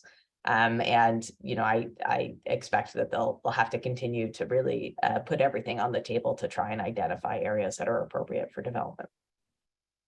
Great. Thanks again. Amanda Lefton, thank you again. Please unshare your screen and mute. And Houtan, would you please share your screen if you wish? Houtan Moaveni is the Executive Director of the New York State Office of Renewable Energy Siting. If we are to shift from an economy based on fossil fuels to one based on renewables, we need to site and approve them and get them online quickly. Houtan, tell us how that will happen. Good morning, everyone. I hope you're all well and staying safe, and thank you for this opportunity. Carl, before I continue with the presentation, can you just confirm that everyone can see the slides? Yes, it looks good. Thanks, Houtan. Perfect. By way of introduction, my name is Houtan Moaveni, and I'm serving as the Executive Director of the Office of Renewable Energy Siting. Today, I'll be sharing a quick update about the Office of Renewable Energy Siting, important work and accomplishments over the course of last 3 years. But before doing so, I'm going to provide you with some quick background about the new siting process in the state of New York. Other speakers covered this morning the important nation-leading initiative in New York State known as Climate Leadership and Community Protection Act. I'm not going to spend a lot of time talking about it, but just really to set the stage, in 2019, state of New York set its nation-leading clean energy goals under CLCPA, and specifically, state of New York is required to achieve zero-emission electricity sector by 2040, and having 70% of our electricity in New York State come from renewable energy resources by 2030. In subsequent year, in 2020, the state enacted Accelerated Renewable Energy Growth and Community Protection Act to build on New York State Climate Leadership and Community Protection Act. There were three elements, main elements to the new act that I'm going to cover very quickly in the interest of time. The first element of the act was adding a new section 94C to the executive law. And this section established the Office of Renewable Energy Siting. The Office of Renewable Energy Siting is the first administrative agency in the nation to be solely devoted to siting and permitting of large-scale renewable energy facilities. The stated purpose of Executive 94C is to consolidate the environmental review and permitting of major renewable energy facilities into a single forum in which the Office of Renewable Energy Siting conducts a timely and coordinated review of major renewable energy facilities needed to meet states' renewable energy goals. The office has the authority to issue a single permit for construction and operation of large-scale renewable energy facilities. This permit will include all necessary approvals from both the state and local perspective. Applicants are required to obtain federal and federally delegated permits. The second element of the act, very quickly, I'm not going to spend a lot of time talking about it, essentially was additional authority to New York State Energy Research and Development Authority, known as NYSERDA, to acquire sites and make them shovel ready for building renewable energy projects. And finally, the third element of the act was an amendment to Public Service Law Article 7 process by placing certain timeframes on when those transmission facilities are required to be permitted. Okay, under the new siting process, any renewable energy facility with the nameplate capacity of 25 megawatt or larger would be eligible to go through the new siting process. These facilities can be co-located or hybrid with battery energy storage, and also they can have up to 10 miles in length transmission connections. There were two specific provisions in the Executive 94C for other projects that they can elect to transfer to the 94C siting process. So the first category of projects were projects that at the time they were proceeding pursuant to Public Service Law Article 10 process, and they had the option to remain in Public Service Law Article 10 process or opt to transfer to the 94C process. If my memory serves, 29 projects from Article 10 transferred to 94C over the course of last 3 years. And finally, certain projects that they are in the range of 20 to 25 megawatts that normally would go through the local process as well as the full SECRA review also can opt to transfer to the 94C process. And at this point, there's only one project that has elected to opt into the 94C process. Really quickly, with respect to the time frame, I'm not going to spend a lot of time, but just to provide some background. The Executive Order 94C explicitly recognizes that major renewable energy facilities must be permitted in a timely and cost-effective manner. Specifically, the office must make a determination within 1 year from the date that office finds an application complete. In certain cases, that 1 year timeframe is actually shorter if the proposed facility is going to be located on a landfills, brownfield, or any, generally speaking, underutilized sites. That timeframe is actually 6 months. With respect to this specific milestones that we have within the 1 year or 6 months timeframe, once an application is submitted, the office will have 60 days to make a determination whether the application is in compliance with the office's regulations of Part 900. And if the answer is yes, the office will have 60 days to prepare and issue a draft permit. The draft permit would be subject to public comments for at least 60 days. The office has gone beyond its statutory requirement and holds a mandatory public comment hearing for every single project in the host municipality where a proposed major renewable facility is located. Under Executive Order 94C and Part 900, host municipalities are asked to provide the office with the statement of local law compliance indicating whether the proposed facility is in compliance with all applicable substantive local laws and regulations. So the expectation is to, during this time frame, that the host municipalities also provide us with the statement of local law compliance. And then every single case is presided by a separate independent administrative law judge to oversee the entire permitting proceeding.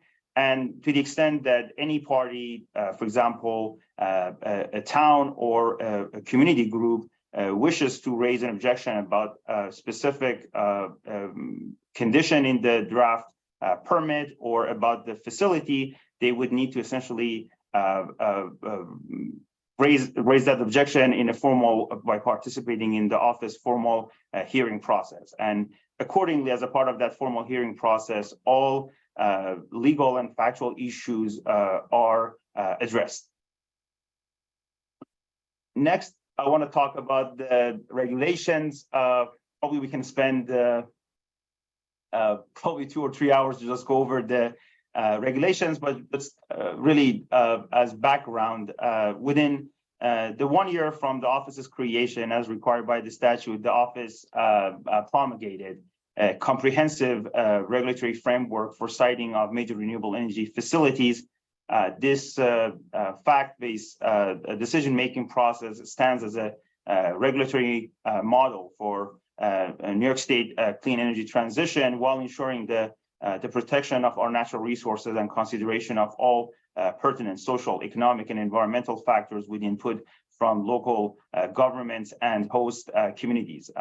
Promulgating the regulations was a critical step to implement the new siting process in New York State for project developers. This process provides them with increased transparency and predictability and certainty to develop these projects in New York State. The office recognizes meaningful local government and public participation is a critical part of the siting process established by the Executive Order 94C, and accordingly, the new siting process provides local governments with in transparency and comprehensive set of protections for major local siting concerns, and further implements the requirement of a host community benefit for every single application. Again, as I said, I would be happy to go through more details about different part of the 94C process and specifically the regulatory framework further, but I think in the interest of time, I just skip over this and would be happy to answer any question later on. Okay, so as the Executive Law 94C moves beyond its initial stages of implementation, the progress that we are seeing indicates that the Office of Renewable Energy Siting and the new process are meaningfully advancing the state toward its nation-leading clean energy goals in timely and cost-effective manners. The office has built an exceptional team of subject matter experts to undertake a timely and coordinated review of these facilities. Through diligence and hard work of staff, the office has been able to meet or exceed all statutory deadlines. Starting on Executive Law 94C's effective date on April 3rd, 2020, the office immediately began working with all prospective applicants on all new applications for major renewable energy facilities, including a transfer application from the Public Service Law Article 10 process. To date, the office has issued 11 final siting permits that would be roughly 1.8 gigawatt of clean energy capacity. Most of these projects were permitted around 6 months from the date that those applications were deemed complete. This marks the most rapid pace of large-scale renewable energy approvals in the state history. Just to put things in perspective, the Office of Renewable Energy Siting has permitted more projects in under 2 years than the prior state siting process approved in over 9 years. As demonstrated by the decisions and the final siting permits issued to date, the office conducted detailed, transparent site and project-specific environmental review with robust public participation, including consideration of nearly 1,500 public and municipal comments to ensure that these facilities meet or exceed the requirement of Executive Law 94C and its implementing regulations. For majority of these 11 projects, host municipalities, applicants, and the office staff work collaboratively to resolve local concerns without the need to go through the formal office hearing process. Local government and communities had access to over $1.7 million of funding to facilitate their participation in the process. These projects are expected to provide over $200 million of benefit to host communities and create more than 3,000 full-time jobs. At this point, there is only 1 out of 11 project is in construction. As this project and other projects proceed, the office will continue to work with local government and community stakeholders throughout their entire development process. The office is current with all applications filed to date. Final decisions are pending on 4 complete applications, which must be made by the office within 1 year from the date that those applications receive their completeness determination. Additionally, the office at this point is reviewing 6 full applications that are going through the review of the completeness determination. The office expects significant application activity to continue as the pipeline of major renewable energy facilities matures into full applications into coming months. This pipeline consists of over 60 applications, approximately 9 gigawatt of clean energy capacity. Majority of these projects are in an applicant-driven due diligence phase or proceeding through office mandatory pre-application process in consultation with staff from ORAs and other state agencies, local governments, and communities. Just to wrap up here, under leadership of Governor Kathy Hochul, Office of Renewable Energy Siting stands ready to confront the most pressuring existential challenge of our time, the threat of global climate change. The state's commitment to a successful and equitable transition to clean energy future is dependent on responsible clean energy siting. And the Office of Renewable Energy Siting is well positioned to help the state to meet its clean energy goals under CLCPA. We look forward to continuing to work hand in hand with all stakeholders as these facilities are developed, permitted, and constructed. Thank you for your time. I'm happy to take any question call. Thank you, Hutan. That's fabulous information and very exciting. It sounds like the pipeline is pretty busy, that there's more coming your way. I think you said 4 decisions pending, 6 applications that are nearly full, I believe, and 60 more applications coming. That sounds pretty good. What is your sense in terms of the amount of energy that may be generated from all of these projects versus the amount of energy we're hoping to see in New York State? So, I mean, that's, again, depends on like where these projects are proposed, whether like there are solar facilities or wind facilities.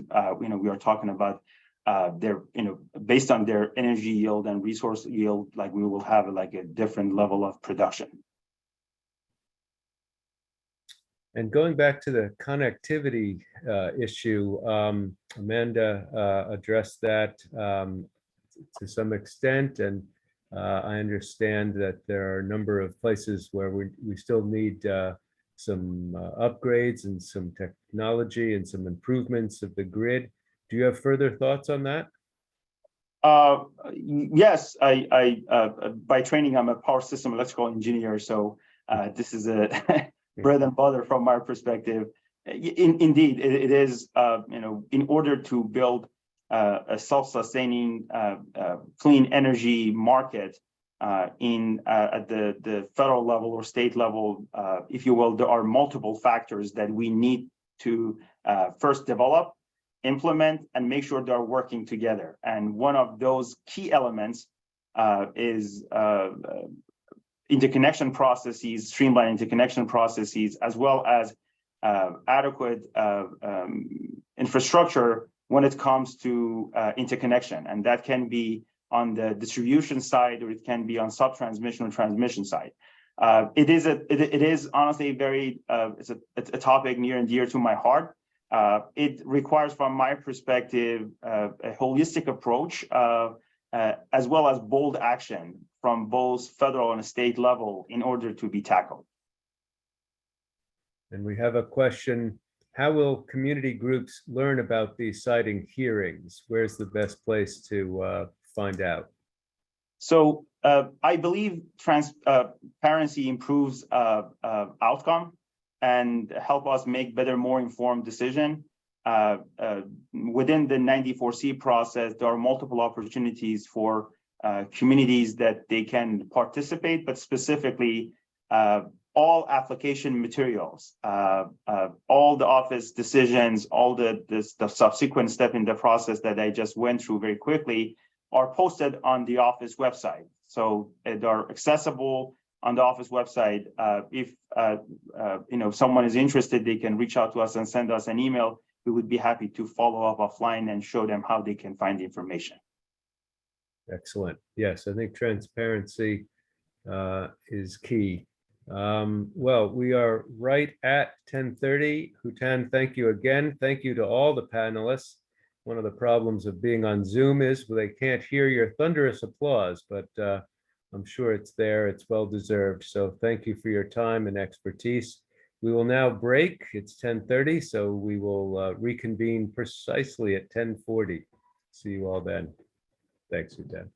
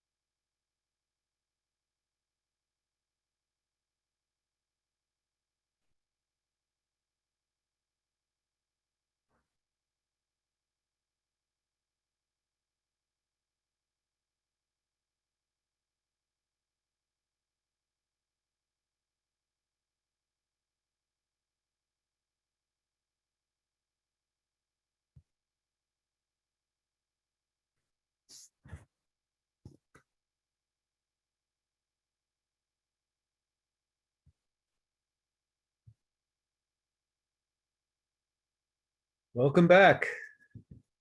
It's 10:40. I'm Carl Howard on behalf of the Global Climate Change Committee, New York State Bar Association's Environmental and Energy Law section. I am pleased to moderate today's 4th annual symposium on climate change. The next panel will focus on actions taken on the federal and global levels. Karen, go ahead and share your screen if you wish. Turn on your camera, unmute your mic. Karen Gleason is the monitoring section chief with the National Centers for Environmental Information at the National Oceanic and Atmospheric Administration. Karen will give us a scientist's view of the state of the environment. Karen. Thank you, Carl. Let me swap out here. Can you see presentation mode now? I can, thank you. Fantastic, thank you. Thank you, Carl, for the introduction, and thank you to the Bar Association for the invitation to speak today. I believe that my talk will be of a quite different variety from the ones that have been presented so far, which have been really interesting from my perspective as a climate scientist. Today, I will be talking about the state of the Earth's climate, where we're at, where we've been over the last 100 to 150 years or so. And so we will get started. So brief overview, I want to talk a little bit about the National Centers for Environmental Information, who we are and what our mandate is. Talk also about the main reason why I'm here, the current climate conditions, what's happened in the past and where are we at and how does that compare to the historical record? What does a changing climate look like? What are we seeing in the data that we ingest, archive, and provide access to various user groups around the nation and around the world? Some key takeaways that I hope you remember at the end of the presentation, as well as some links for some tools and resources, depending on how you want to connect with historical climate data, weather data, or assessment information. So this graphic here on the right-hand side of the slide shows the 4 primary locations for the National Centers for Environmental Information. I'm located at the headquarters in Asheville, North Carolina, but we also have facilities in Boulder, Colorado, Silver Spring, Maryland, and Stennis, Mississippi. So and then satellite locations all around the country. All right, so the National Centers for Environmental Information, we are part of NOAA, the National Oceanic and Atmospheric Administration, which is a part of the Department of Commerce. And we work alongside organizations like the National Weather Service and other pieces of the organization that are involved with weather predictions, climate predictions. We are first and foremost responsible for ingesting, archiving, and providing access to or disseminating historical weather information from around the world and around the country. So you can see from the graphic here, we have information from the depths of the ocean that we archive all the way to the surface of the sun. We have million-year-old sediment records and real-time satellite images that are coming in. The bottom line is with this comprehensive oceanic, atmospheric, and geophysical data, NCI is the nation's leading authority for environmental information. And to that end, we collect data in a whole host of ways. I've talked about satellite data. We collect information from the surface of the ocean, underwater. We have observing stations and networks all across the country and around the world. We collect data in a variety of ways, but we are first and foremost stewards of data. It's our mandate to archive that and to protect the information from hundreds of years and work from lots of people through time. But ultimately, we're interested in helping inform decision-making around the country and around the world. And my role in the climate monitoring section, we're going to focus today's talk on the climate and weather aspects of our mandate, take a look at some climate assessments, talk a little bit about billion-dollar disasters, drought monitoring, and in general, just how the climate has changed over time and kind of where we're at. So, but we are really interested in working with industry, providing high quality data that helps inform climate sensitive decision making. So just a couple of things that we're involved with here in the monitoring section. Our big focus is in our monthly and our annual US and global climate reports. We basically, at the end of every data month, we summarize and contextualize what's happening in the climate system, both for the contiguous US as well as for the globe. And we provide historical perspective. We're often called the nation's scorekeepers for climate and weather data. We also track billion-dollar weather and climate disasters around the country. And we have a handful of drought monitor authors that contribute to the weekly and monthly US Drought Monitor products. So those are a few of some of the things that we do in the monitoring section and at NCEI. But what you're really here for is to find out what the current state of the climate system is. And so what we have here is a map that shows last year, so 2022's composite average global temperature percentile. So what we're saying by that, what that means is there's 173 years of record keeping for the globe that we archive and provide access to. So if you could imagine a stack of temperature profiles from the coldest value to the warmest value. And so anything on this map, any grid box on this map that's bright red, it means it's the warmest of the 173 values in the record.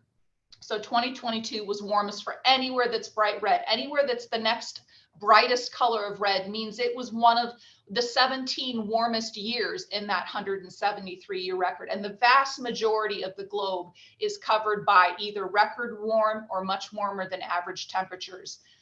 The distinction that's slightly different is the location in the eastern equatorial Pacific. And if you know anything about El Niños or La Niñas, you might know that we've been in a La Niña pattern for the last 3 winters. And so that's recognized in the cool waters of the eastern equatorial Pacific. When you average all of these grid boxes together in the temperatures, it ends up being the 6th warmest year on record, with the continents of Europe and Asia ranking 2nd warmest on record. And despite it being in a La Nina pattern, and we'll talk a little bit more about how that impacts global temperatures, it did rank 6th warmest, which is still near the top of the record. Now, when we take 2022 and we compare it with all of the other years in the historical record, we see that the 10 warmest years in this 173-year record have all occurred since 2010, with the last 9 years ranking as the 9 warmest years in the climate record for the globe. The most recent 50-year temperature trend is about 3 times the warming trend for this entire period of record. And we see a stark transition from this 20th century average or baseline. Any of the blue bars on the temperature graph show below average temperatures for that year, with a transition sort of in the middle to latter part of the record to near average. And then really over the last 50 years or so, we've seen a marked increase in the anomaly values of our global average temperatures with a very steep slope. So certainly, you know, there's a big contrast between the early part of our record and the most recent part of the record. And as I was saying, there are differences and influences between El Nino and La Nina, which are measures of the warming or cooling of the waters in the eastern equatorial Pacific Ocean. And one of the correlations or the connections that we've seen related to our global temperature record is that years where there are El Ninos and strong El Ninos in particular, we see sort of a boost in the global temperatures that follows in the months and in a year or so to come after that event. So we've been in this blue or this La Nina period, which tends to cool the global temperature slightly from its neighbors. And what you can see from or gather from this graph is that the years that are in red, which were El Nino years, tend to push the temperature record up a little bit from its neighbors, and the blue periods or the La Nina years tend to cool. So we have been in sort of a cool period, despite it actually being 6th warmest year on record last year. If some of you have been paying attention to the news or follow some of these outlooks, we are currently under an El Nino watch for this coming fall and winter. And that means that the Climate Prediction Center is anticipating, and their models are showing a likelihood of transitioning to a warmer water equatorial Pacific regime, which might mean, based on it, you know, if patterns are past patterns are any indication of the future, it's possible that we could return to near record or record warmest years in the next year or two, depending on whether the El Nino verifies and how strong that El Nino is. So we're keeping our eye on that here at NCEI as well. Looking a little closer to home, and our temperature and precipitation maps, rank maps from last year, so 2022, we see that the vast majority of the United States was warmer than average or much warmer than average. Overall, it was the 18th warmest year on record in 2022 for the contiguous US. On the precipitation side, it was a drier than average year. Many people know about the ongoing drought that we've had in the West that now has really been alleviated in a large number of locations, especially in California, with the very wet and very snowy winter that they have experienced. But overall in 22, it was a below average precipitation year. When we take 2022 temperatures and put it into that historical context, like we did for the global temperature, we see this temperature profile from 1895 to 2022, which is 128 years of record keeping. And we see that the 50-year temperature trend is similar to that of the globe, and that it's 3 times that warming trend for that entire 128-year period of record. And for the US, the 6 warmest years on record have all occurred since the year 2012. And the last year that we had an average temperature for the year that was below this long-term or 20th century mean was in 1996. So it's been a while. So knowing that, we know that warming drives other things. So I've often been asked, what's the difference between global warming and climate change? Well, global warming creates a host of impacts and results that become what we know as climate change. And so these are some of the most common indicators of climate change that result from warming that we see in our climate system. And most of them are intuitive if you understand basic science. So we expect sea surface temperatures to increase. We expect sea level temperature to rise, or sea levels to rise. We expect glaciers and snow cover and sea ice to decrease with those increasing temperatures. So these are like theoretical things that you expect to see. So being the archive for a lot of this information, what are we actually seeing happening in the climate system? So just briefly, I wanted to show this glacier that's in the panhandle of Alaska. And so you can tell from the picture on the left, there's tremendous amounts of ice. And glaciers, if you aren't aware, are not a seasonal phenomenon. They are there for decades, for centuries, for very long periods of time. They might ebb and flow slightly, but they're fairly intact year over year.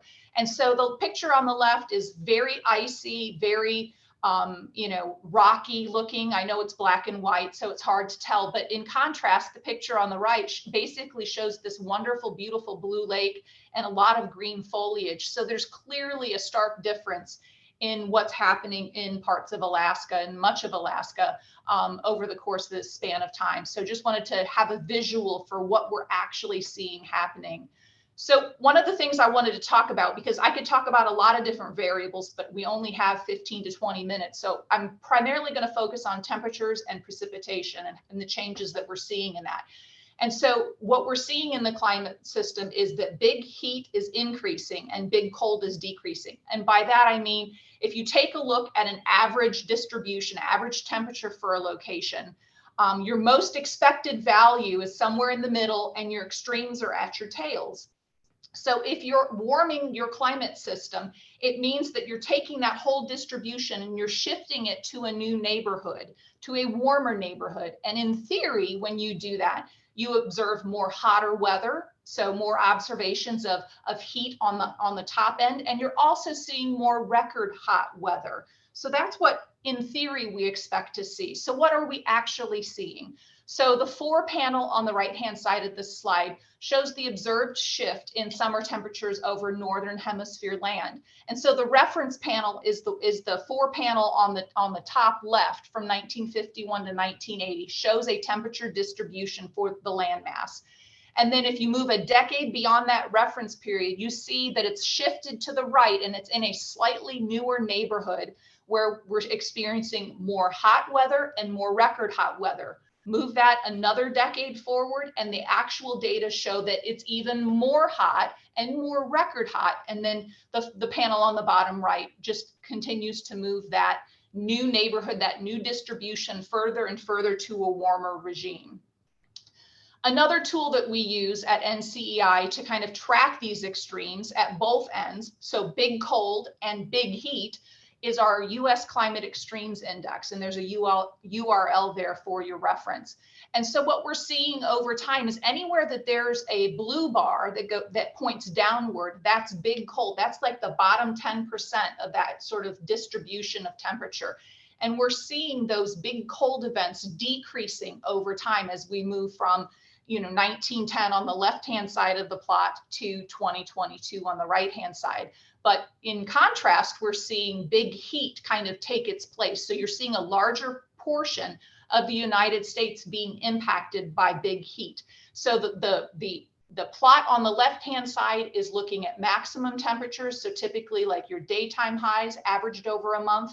And the plot on the right is looking at overnight low temperatures or minimum temperatures for the month. And they're both telling the same story. And this is from real data. This is not theory.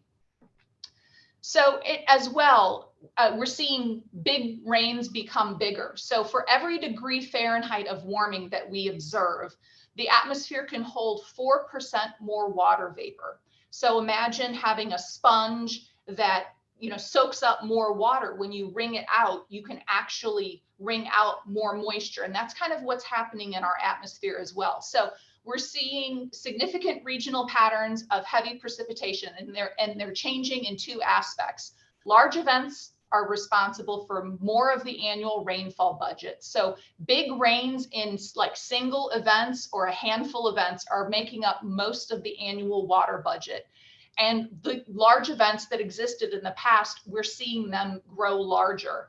And clearly this has consequences. And I've only pointed out a handful of examples on this map. The one that many of you might be familiar with if you've been in the New York City area for several years is Hurricane Ida as it moved up the coast in September of 2021. It merged with a cold front, if I'm not mistaken, and it just really wrung out a tremendous amount of rainfall, caused a lot of flooding, a lot of damage. Similar events happened in the summer of last year in eastern Kentucky near St. Louis, in southern Illinois, as well as in the Dallas metropolitan area. There are a number of events that we call 1 in 100 or 1 in 1,000 year events that statistically would happen with very infrequently, but we're seeing them happen much more frequently due to these large events getting larger.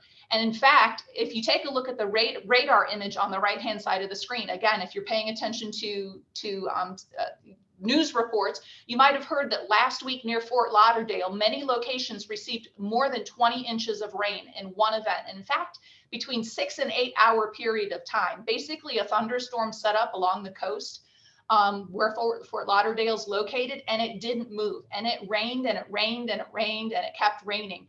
And in fact, one location reported almost 26 inches of rain during this particular event during part of one day. And if that verifies, if the committee decides, it could be the record wettest day on record for the state of Florida.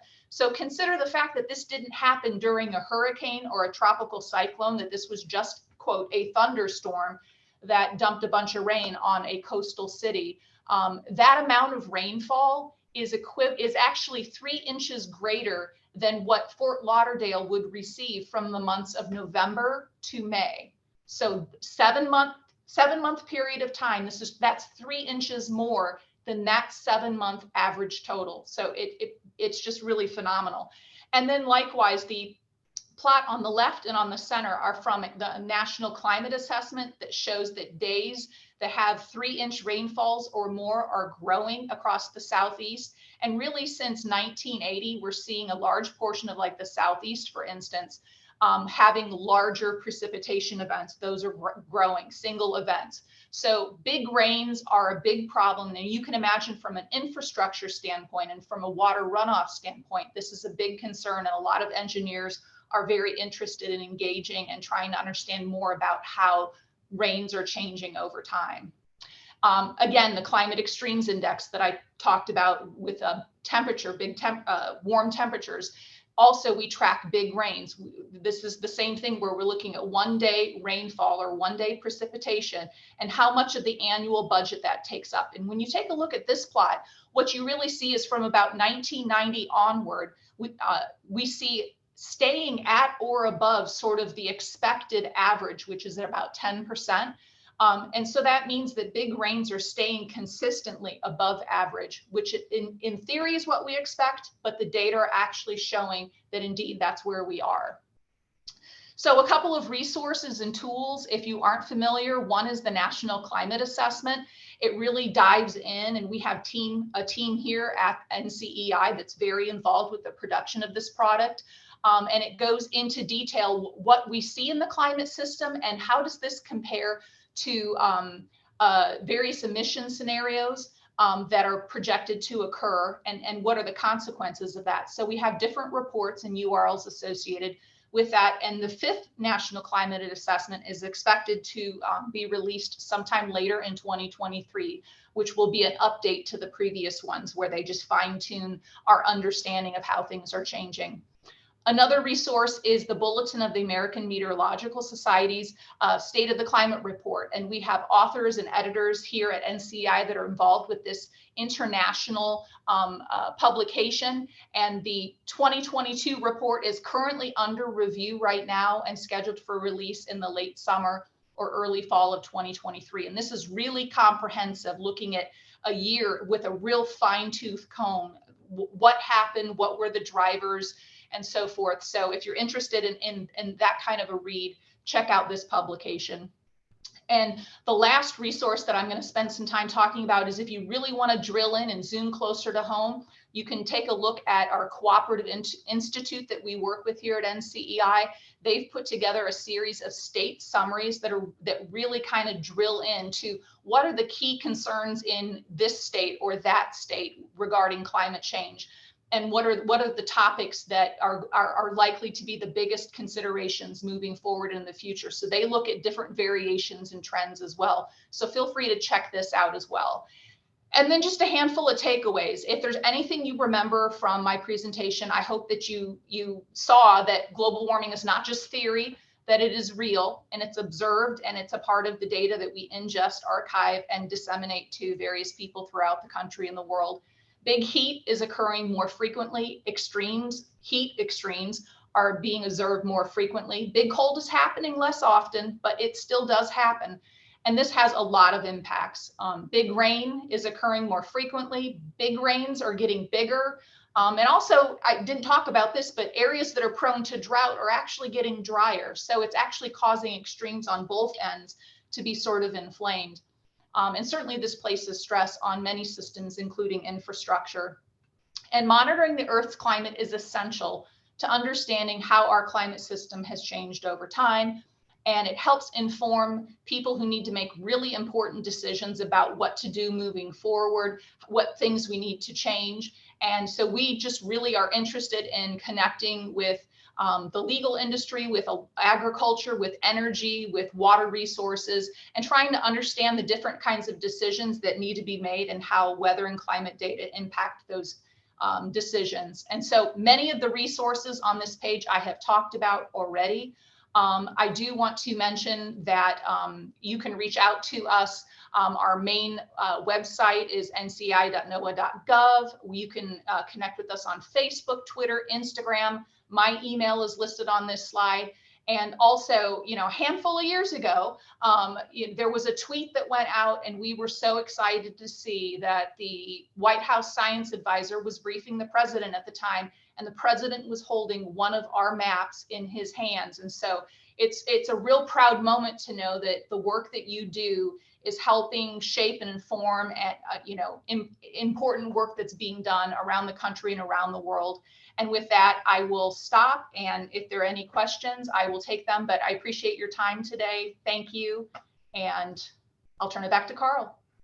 Thank you, Karen. That was really scary stuff. I'm glad to know that you're keeping watch and maintaining the data, and that it's all available for us. Those resources there are invaluable. And I, for one, make full use of them in my blog. So Thank you again. Okay, unshare your screen, and Simi, please share yours if you wish. Simi Payne is an associate professor in the Department of Human Ecology at Rutgers University and the School of Law in Camden, New Jersey. She was formerly legal counsel to the United Nations Security Council and will give us insight into the recent United Nations High Seas Biodiversity Treaty. Simi. Thank you, Carl. And thank you to the New York City Bar Association for the invitation to be here.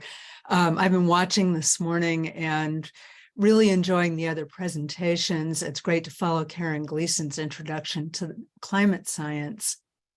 For the ocean, especially for the ocean far beyond our coasts, an important conservation challenge is that we have no experience of it. And since Earth Day is both a call to action and a celebration of planet Earth, I thought I'd bring you this introduction to some of our fellow living beings. I'm afraid that they're going to upstage me and you're going to remember them and not what I'm saying, but that's okay too. I also want to thank the Schmidt Ocean Institute, who provided these beautiful images of ocean biodiversity. These are videos that were shot during their research dives. And they put together this video for me to show you. What I want to talk about is a contribution to dealing with our triple environmental crisis, which is climate change, certainly the overarching concern, the main subject of today, but also pollution and the loss of biodiversity. And I want to convince you that we need to solve them simultaneously and offer some background on this new treaty that is going to hopefully help us to do that. So on March 4th, late in the evening, after 38 hours of continuous negotiation, I'm not kidding, they started at 10 a.m. on Friday, nations agreed to a text that seeks to address these problems with a particular focus on biodiversity in the ocean more than 200 nautical miles from the coasts. That's what we call the high seas. The new treaty will be a legally binding international agreement for conservation and sustainable use of marine biological diversity in these areas beyond national jurisdiction. And it's under the UN Convention on the Law of the Sea, which you all may know, the United States treats as customary international law. We were very involved in the negotiation of the Law of the Sea Convention, but we haven't ratified it. With respect to the new agreement, we nicknamed it the BB&J agreement because it had this really long title. So that represents BB&J, biodiversity beyond national jurisdiction. Now that we have an agreed text, there was a lot of news about it. And so it's evolving that the legally inaccurate but much catchier High Seas Treaty seems to be becoming the common name. So the scope of this agreement is almost half the surface of the planet. It's 70% of the surface of the planet is ocean, and so about 40% is high seas. It's also, because of the depth of the ocean, 95% of the Earth's habitable space. The agreement seeks to provide ocean life with greater resilience to climate change and ocean acidification. And the activities that it seeks to manage include shipping, overfishing, soon perhaps seabed mining, in the future, geoengineering. And I think Amanda Lefton's talk gave a good insights into deep water energy that will be coming online. And I appreciated very much her description of the regulatory approach that the federal government is taking in applying the National Environmental Policy Act, NEPA, our own environmental impact assessment law, which we should also celebrate on Earth Day because the United States pioneered environmental impact assessment, and it's now considered a global obligation for every country to undertake it. And she also recognized the need for least impact approaches to activities in the ocean. And this is really an important aspect of this agreement. So the background to understand why we needed this, part of it is a kind of technical issue. The Woods Hole Oceanographic Institute said that most of the major discoveries in oceanography have occurred only within the last 50 years. For instance, the discovery of hydrothermal vents on mid-ocean ridge crests, which support the previously unimagined ecosystems and exotic communities of life that you're seeing in this video.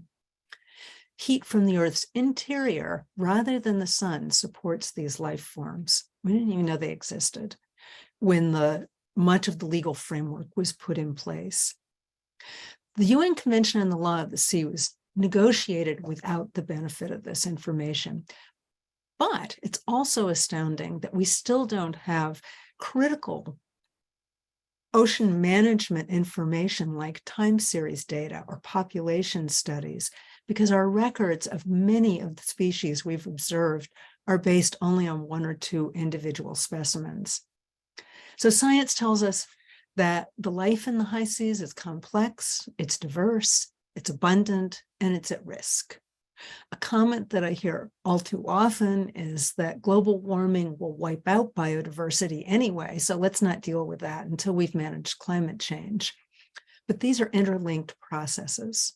The ocean has absorbed more than 90% of excess heat and about 26% of the anthropogenic carbon dioxide emitted each year into the atmosphere, making it the largest sink for carbon dioxide, and that's causing ocean acidification.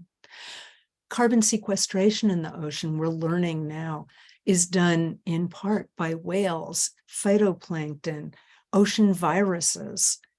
After 300 million years of stable ocean acidity, the pH has become 25% more acid in just 2 centuries, which has the actual observed impact of destroying the physical structures, the bodies of essential life forms. Warming the water changes habitats where species migrate, or if they can't migrate, they perish. And deoxygenation, a result of the warming, in part of land-based pollution, is causing catastrophic food web collapse in some places. All of this affects human health, survival, our food supply, increases the potential for conflict. So fishing, mining, global marine traffic are all affecting the same ecosystems. Climate solutions may also have the potential to disrupt these sensitive ecological balances, but our ocean governance isn't really fit for purpose. There's very little, and it's very siloed. There are hundreds of bilateral and multilateral agreements for fisheries, for example, but overfishing and destructive fishing are currently the greatest immediate threats to ocean life, even beyond the immediate effects of climate change.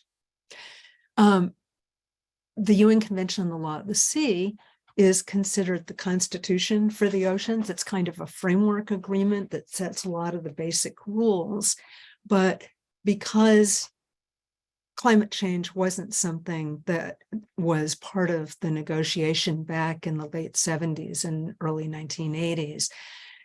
There's only framework guidance that we can draw on, which is why we need this new implementing agreement.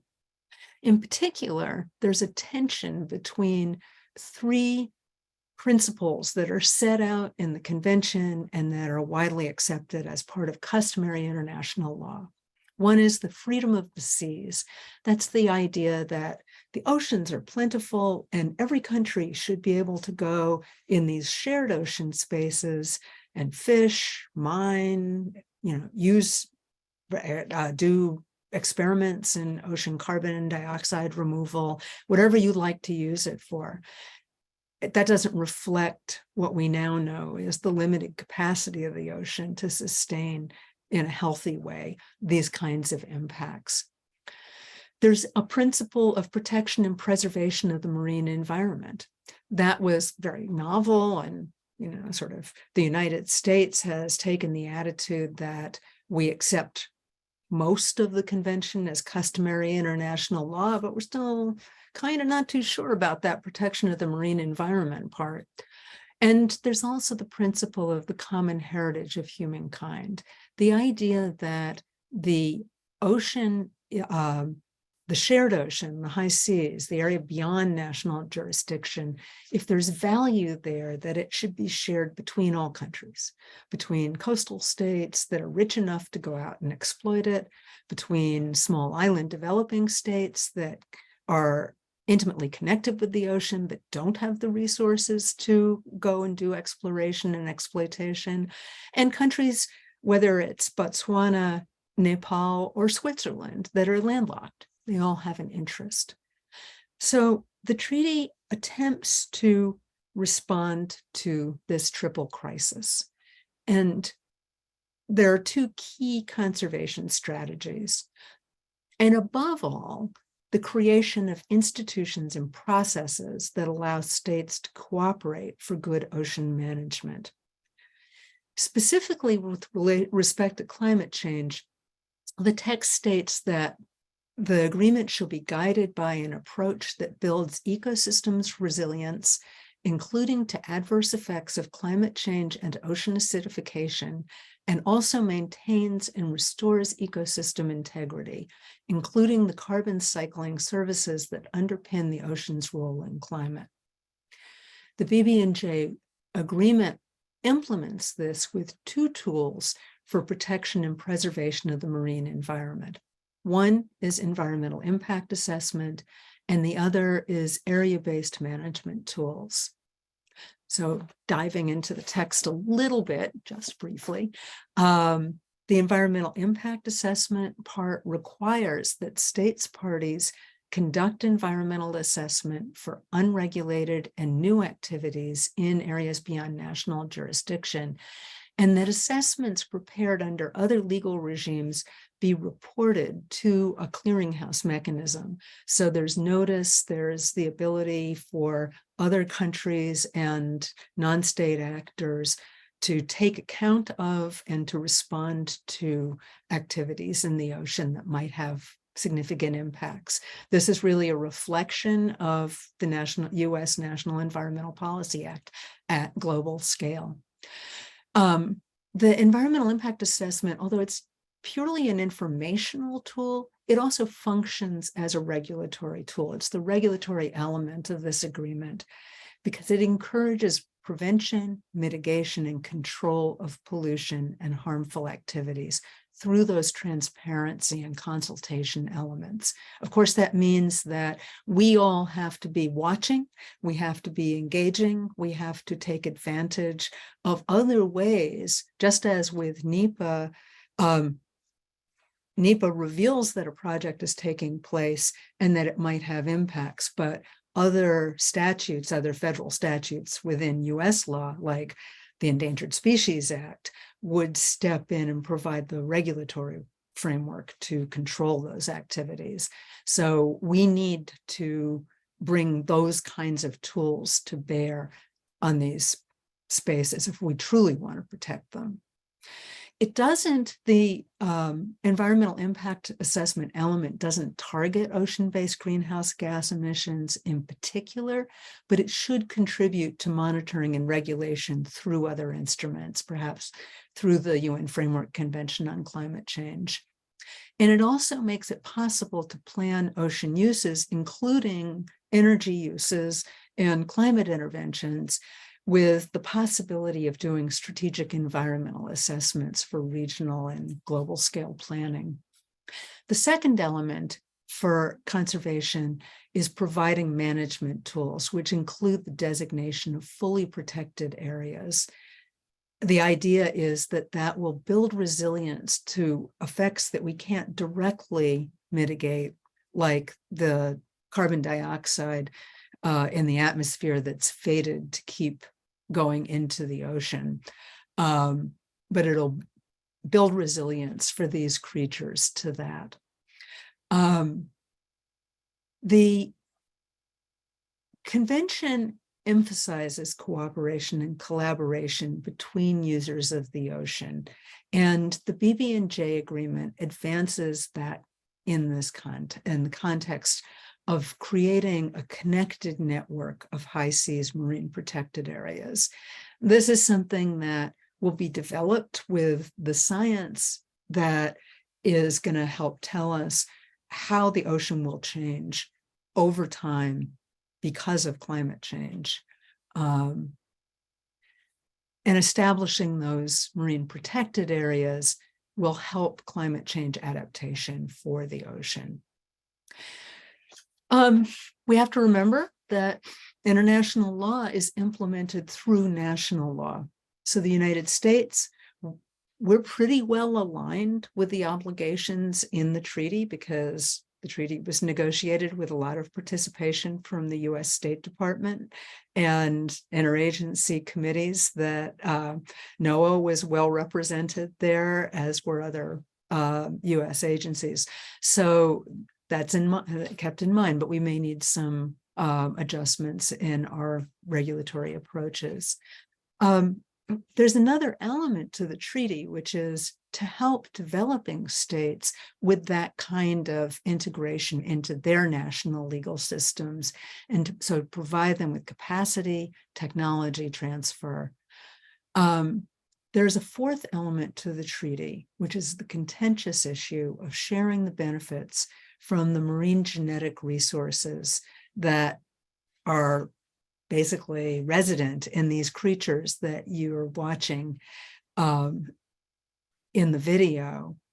And those have, because industrialized nations have the ability to launch expeditions, collect material, do all the lab work to investigate how these critters actually survive tremendous pressure, tremendous cold, tremendous heat, and to develop those genetic codes that allow this kind of life to exist with all these different functions into useful products, pharmaceuticals, things to keep your ice cream soft if it freezes and thaws and freezes again, washing, laundry detergent, there's all kinds of uses.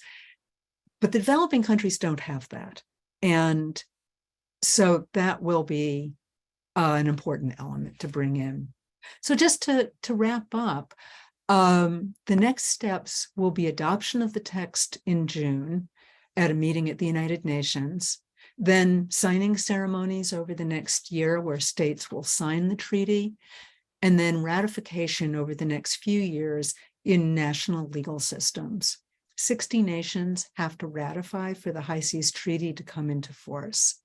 And meanwhile, we'll be helping to prepare for the first meeting of the Conference of the Parties by identifying and preparing proposals for marine protected areas, by providing support with model and national laws. The eventual ability to arrive at an agreement with enough parties to make it functional will depend on whether states see cooperation on these issues as sufficiently beneficial to their national interests. And a hurdle to get over is the move away from multilateralism at the international scale. To choose a path of multilateral engagement, we need to build a public understanding of the value of the open ocean and its life forms, and support for a treaty with strong rules and precautionary principles. In 1991, writing about the very different, much more focused problem of regulating chemicals that cause the ozone hole in the atmosphere, David Caron said, "In negotiations concerning environmental matters, there is the added and quite different task of the parties seeking to discover precisely what the environment requires.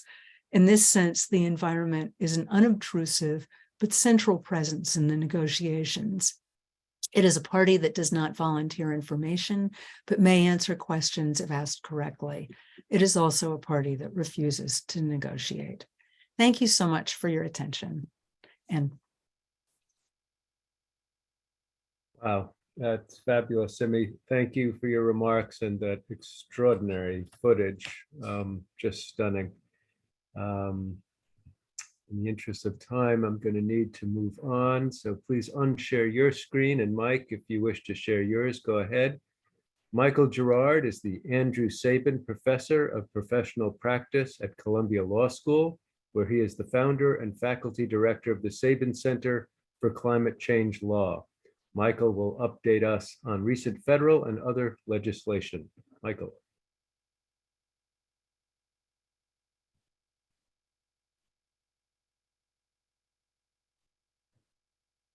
I'm not hearing you, Michael. Here, can you hear me now? Yes, I can. Okay, and let me adjust my screen here. Okay, here we go. So I'm going to talk about recent climate and energy legislation. One thing to put this all in context is that there hadn't been any new environmental legislation in a very long time. This chart shows the major environmental statutes, which were basically enacted between 1969 and 1990. In 2016, we had amendments to TSCA, but other than that, it was during this 20-year period that the environmental legislation was enacted, and virtually nothing since. We've gone basically a generation without new environmental laws. One other thing that's striking about this slide is if you look at the votes, these great environmental laws were all passed either unanimously or with lopsided votes with tremendous support from both parties. But since the early 1990s, we've had such partisanship that hasn't been possible. When President Biden took office, he wanted to change that, and he proposed what was called the Build Back Better bill, which contained a large number of energy provisions and also universal pre-K, affordable childcare, and a great many other items in the bill. There was a split Senate, 50-50, and with Vice President Harris casting the deciding vote. In order to get this legislation through, President Biden needed all 50 senators. However, Senator Kyrsten Sinema from Arizona and Senator Joe Manchin of West Virginia balked at much of this. And so the Build Back Better law was very significantly cut back, and it became the Bipartisan Infrastructure Law. The Bipartisan Infrastructure Act was mostly about transportation, but it had a good deal of money for energy and broadband and other things. So it was passed. President Biden signed it in November 2021. A lot of Republicans in the Senate voted for it, and some Republicans in the House, but it went into law. The infrastructure law, as you can see, has $110 billion for roads and bridges, $65 billion for electric grid upgrade, and so forth. So it has a lot of money going into a wide variety of infrastructure projects. In implementing the law, the Biden administration also announced something called the Justice 40 Initiative, which is an effort to commit 40% at least of the overall benefits of certain federal investments into disadvantaged communities. And this is an effort that has continued throughout the administration. The negotiations with the Senate continued sort of behind the scenes. And in August of 2022, just about everybody was startled to learn that there was a new bill for a new agreement for an even larger bill that included much of what the bipartisan, what the Build Back Better plan was supposed to have that wasn't included in the energy and the infrastructure law, but it did not include the pre-K and other childcare items. And so on August 16th, 2022, President Biden signed that bill. The heart of it resulted from negotiations with Joe Manchin. Here we see a very happy Joe Manchin receiving the signing pen from a not as happy President Biden, but they got the deal done. There were 0 Republican votes in either the House or the Senate. All 50 Democrats or people caucusing with the Democrats voted for it. Vice President Harris broke the tie, but no Republican votes in either the House or the Senate. The Inflation Reduction Act provides an estimated $394 billion to energy and climate measures. As you can see, the largest portion of these are tax incentives. And so they are administered mostly by the IRS. We also have grants and loans and some money for federal operations. The tax credits include renewable energy and clean electricity investment tax credits, renewable energy and clean electricity production tax credits, a lot of money for clean manufacturing, for energy efficiency, and for other measures. Now, if we break it down by the sorts of uses that are going to be put to this, where the money is going to go, we see that almost half of it is expected to go to wind and solar and storage. A significant amount goes to manufacturing, and the basic idea there, and at the heart of the negotiations, was industrial policy, was trying to revive and greatly expand manufacturing industries in the United States, especially batteries and other kinds of manufacturing for clean energy. And so there are controversial provisions of the law that have local content requirements that say that in order to be eligible for these tax credits, a certain percentage of the manufacturing or extraction has to be done in the United States. There are real questions about whether that is lawful under the World Trade Organization rules. The European Union and its countries seem to be fighting back with their own carbon border adjustment mechanism. The US may adopt a carbon border adjustment mechanism. So we have a lot of international trade tensions associated with it. However, this is leading to a tremendous growth of manufacturing in the US as planned, as desired by the law. So it seems like every week or two we see the announcement of a major new manufacturing facility in the US to take advantage of the economic incentives and tax credits provided by the Inflation Reduction Act. The Inflation Reduction Act does not cap the amount of tax credits. And so the Congressional Budget Office had estimated that the uptake of the tax credits would come to about $370 billion. But Credit Suisse estimated $800 billion, and Goldman Sachs just a couple of weeks ago came out with an estimate of $1.2 trillion in the use of these clean energy tax credits. This large amount of money is fundamentally changing the economics of clean energy. If we look at the levelized cost of energy, and that means that you're looking at the operating costs, such as buying fuel, and the amortized cost of the capital equipment over its lifetime. What this chart shows in the crosshatches is what the levelized cost of these various energy sources was expected to be. So we see wind and solar and batteries, carbon capture and sequestration, and gas. And then in blue, what the levelized cost is if taking advantage of the tax credits and other economic incentives in the Inflation Reduction Act. And so we see that even before the IRA, wind and solar were cheaper than natural gas electricity, but now they're even cheaper. Wind and solar have become by far the cheapest ways of providing electricity to the United States.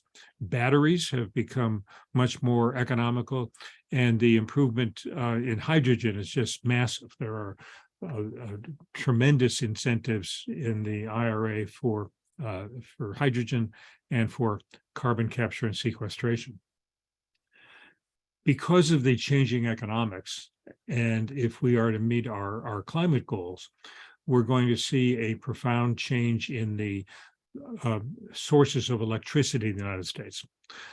These are some numbers from Princeton showing the annual capacity additions to electricity generating capacity in the United States over this period going back to 1950. It's color coded, and we see that in the late 60s and 70s and into the 80s, most of the new capacity that was added was coal. Many of these coal plants are still around and highly polluting, and that was a major focus of the Clean Power Plan, which is a whole other story. We saw in the early 2000s, it was mostly natural gas that was being built, a lot of that. But the projection here is that taking advantage of the Inflation Reduction Act and technological development and so forth, and the need for driving capacity, we're going to just see a massive increase in solar, the orange, and in offshore wind and in onshore wind, fundamentally changing the nature of the electricity mix. And one thing that has to be recognized is that in addition to changing the electricity mix, we're going to need a whole lot more electricity as we electrify buildings, as we electrify transport. And we heard excellent talks this morning about both of those. We're going to around double the amount of electricity that we need. And to meet our climate goals, all of that new electricity has to come from clean sources. The Inflation Reduction Act was not only about money for clean energy, it also included several important amendments to the Clean Air Act. In 9 different places, the Inflation Reduction Act codifies that the Clean Air Act covers greenhouse gases. This is to take away any argument that the Massachusetts versus EPA decision from the Supreme Court that the Clean Air Act authorizes EPA to regulate greenhouse gases, to take away any argument that that ought to be revoked. Now, clearly in 9 different places, the Clean Air Act talks about greenhouse gases. The amendments also impose a fee on methane emissions. I'll say more about that in a second. And it provides $41 billion to EPA for a lot of other efforts to advance clean energy and to reduce greenhouse gas emissions. Now, with respect to the methane emissions charge, this is essentially a carbon tax. It's the first carbon tax that the federal government has adopted. It applies to the kinds of facilities that are listed here. It's basically petroleum and natural gas system emissions. It doesn't apply to agriculture or other sources of methane. And you can see that in all, there are something like 2,100 facilities around the United States that are going to be covered by that. These facilities are going to have to monitor and measure and report their methane emissions. And then beginning in fiscal 2026, they're going to have to pay a fee, a charge, which begins at $900 per metric ton of methane in fiscal 26, and then goes up to $1,500 per ton in fiscal 28 and beyond that. Now, there is a provision for the elimination of the methane tax, but only if every state adopts a binding program to control methane emissions within that state. And that state plan is then approved by EPA.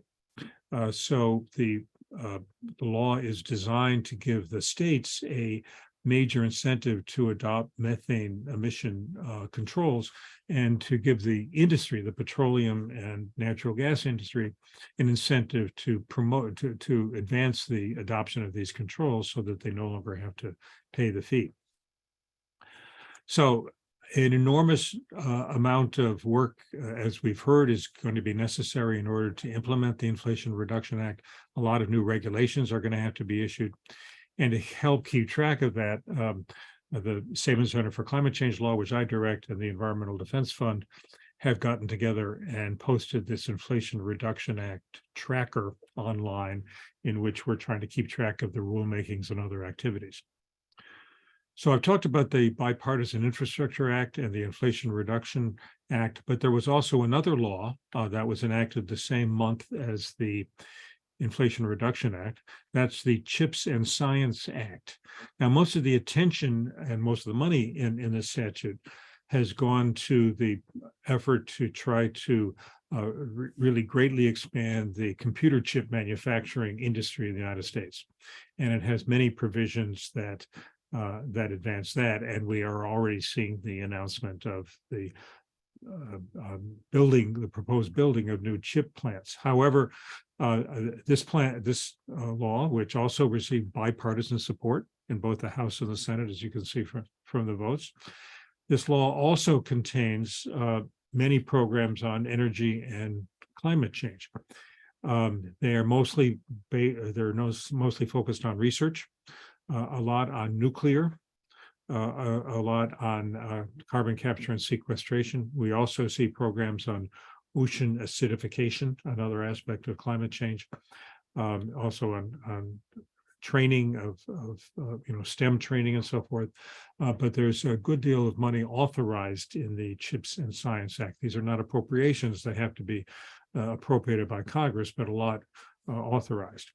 When we add up these three laws, we see that they add up to a projected annual amount of $79 billion per year on clean energy, which is far in excess of the previous peak. In 2009, of course, early months of the Obama administration, Congress passed the American Recovery and Reinvestment Act, mostly to try to pull the U.S. out of the Great Recession of that period. And there was a lot of money for clean energy then, but we see the amount of clean energy money that we're going to see now is much larger than that.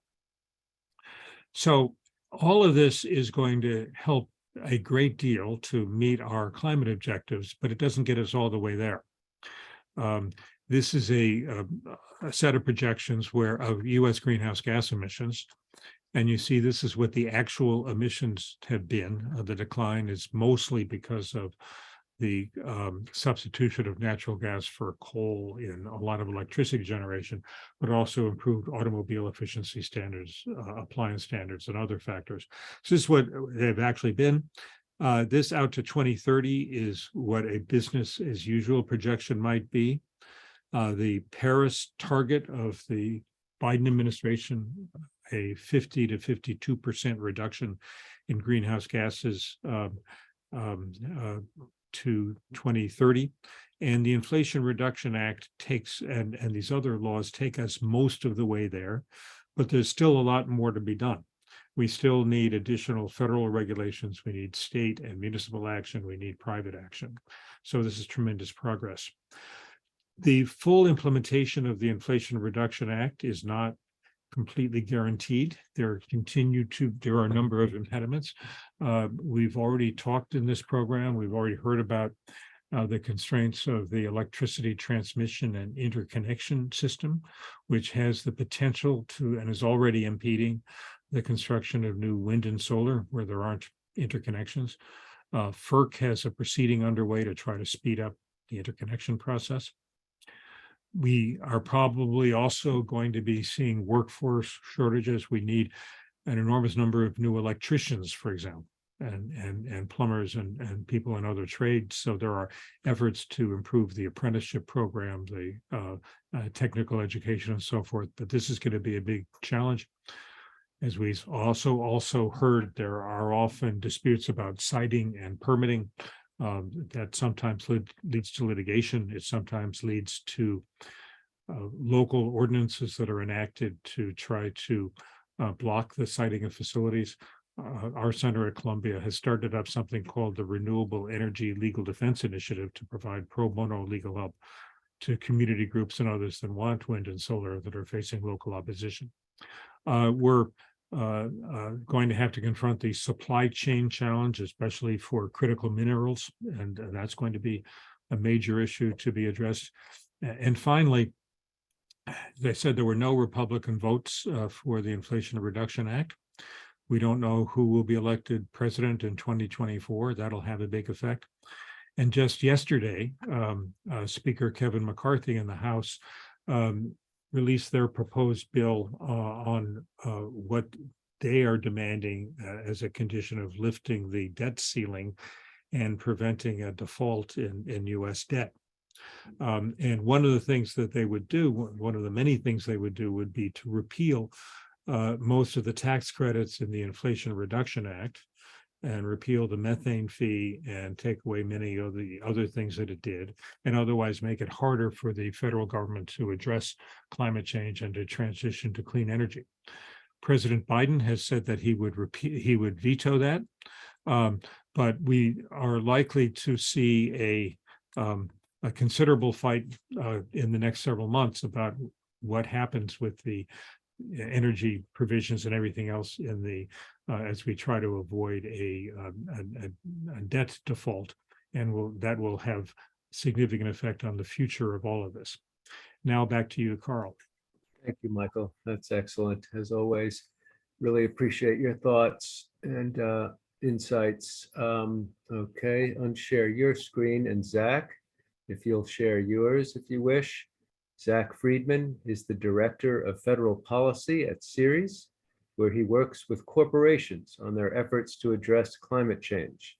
Tell us about that, Zach. Yes, thanks so much for having me, and thanks so much for all the great work. Is this the correct setup here? Looks good. Great. Well, first of all, again, thanks for having me, and thanks, Mike, for the intro to the IRA and other key legislation passed by Congress and the other actions necessary for us to get to our climate goals. Today, I'd like to talk about how we want to secure the benefits of the IRA and ensure that they are durable, and through both our corporate advocacy and corporate action with our business and investor networks, how we're going to ensure the longevity of these investments.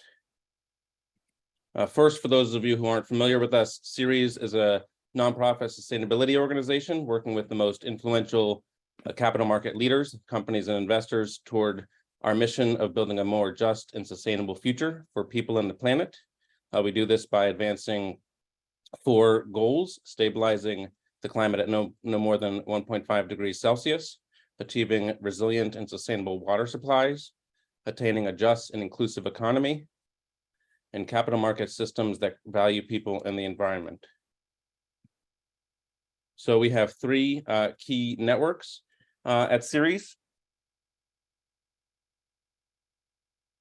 First is our investor network, which has more than 220 institutional investors, including large asset managers like BlackRock and State Street, as well as large public pension funds, New York State, New York City comptrollers offices, California, CalPERS, CalSTRS, the state employees and state teachers pension funds, as well as other city and state pension funds. We have our company network, which works directly with companies to engage on sustainability action and drive sustainability in the bottom line. And then finally, where I come in, our policy network, which we call BICEP, the Business for Innovative Climate and Energy Policy, which has more than 80 leading companies across sectors. So here's just a picture of our membership in BICEP. You see a lot of leading consumer brands, consumer-facing brands, tech, food and beverage, apparel, retail, as well as some industrial as well. And then we have 3 key working groups of those companies focused on specific sectors. We have energy optimization, that's energy efficiency in buildings and industry and residential buildings as well, made up of technology and solutions providers, as well as large energy consumers, engaged on advocacy at the federal and state levels on energy efficiency and electrification. We have our Climate Smart Ag and Healthy Soils Working Group, made up of major food, beverage, and apparel companies, largely engaged on the Farm Bill, and ensuring that conservation money there is maximized, as well as, was key in advocating and now maintaining the $20 billion in the IRA for climate smart agriculture. And then we have a newer working group on environmental and climate justice of companies who want to both educate themselves on how to become better actors and advocates on environmental justice and equity issues. And we have continually advocated for equitable policy at the federal and state levels, including all the key investments in the IRA, which are now subject to quite a bit of attack, which I'll get into momentarily. We also have a corporate electric vehicle alliance. This is a network of major fleet owners who want to electrify their fleets, who have been sharing best practices as well as engaging in federal policy advocacy, securing the major investments in both the infrastructure bill and the IRA in charging and manufacturing and deployment of clean electric vehicles. So what have we been doing, and what is from the policy side our role and work with our business network in advocating for ambitious policy? So 2 years ago now, shortly, I believe around Earth Day, the president announced the nationally determined contribution, the NDC, under the UNFCCC, the UN climate negotiations, as we re-entered Paris. And before that, we mobilized with many partner organizations, more than 400 leading businesses and investors, pushing the administration to make that 50 to 52% target. And that is, we were thrilled that the administration committed to such an ambitious target and have been advocating to Congress and the administration to take action to achieve those goals. And in 2021 and 2022, we continually mobilized our companies, meetings with congressional offices, and media appearances. We definitely focused on the key folks like Senator Sinema in Arizona, as Michael pointed out. Here we have a group of companies, JLL, Wholesome, PayPal, Salesforce, Common Spirit Health, a major health system, meeting with Senator Sinema's staff, as well as folks from Minnesota, Best Buy, Nestle, General Mills, meeting with or giving an award to Senator Tina Smith from Minnesota, who was a real champion for all these investments in what became the IRA. And then we through 2021 and 2022, organized many business sign-on letters for companies to express their support, and kind of even through the dark moments of the end of 2021, when Senator Manchin kind of first seemed to pull the plug on Build Back Better, and then in the spring of 2022, when negotiations were not on the front page, and I think a lot of folks had given up, we kept pushing, knowing that with the energy security and inflation challenges we were facing as a result of the conflict in Ukraine, as well as the recovery from COVID and supply chain challenges, that we really needed ambitious clean energy investments to reduce costs for consumers and businesses, strengthen energy security, and strengthen U.S. supply chains and manufacturing. And so we mobilized, continually through that year and a half or two. Right before the IRA passed, got more than 40 major companies. You can see here on CNBC, in close partnership with the White House, getting those folks to speak out and be supportive right before the Senate vote, which was key. And then they, the White House also announced that from the podium during the press secretary's press conference the day before the Senate vote. And then mobilized companies as well, leading companies across sectors again, to speak out in support of the Inflation Reduction Act. Here you have a few examples. And so now that we have these amazing investments, more than $370 billion of climate and clean energy incentives and grants and loans from the federal government, these will help us hit 40% below 2005 emissions levels by 2030, create millions of good paying jobs in communities across the country, stabilize and reduce energy costs, and strengthen US supply chains. Also, quite strong investments in low income and disadvantaged communities to close access, investment, and opportunity gaps in the growing decarbonized economy. But we see, like Michael summarized, some key risks for implementation of this key law. First, very worried that resources will not be fully deployed or effectively deployed. You know, we have $370 billion, like Michael showed. This is 40, 50 years in the making. Federal agencies, especially after the Trump administration, a lot of folks left, or agency budgets and staffing were cut, and now they have all this money to spend very quickly, and very complex programs to design. Whether that can be done well. Second, and that will impact companies and consumers' ability to utilize the incentives.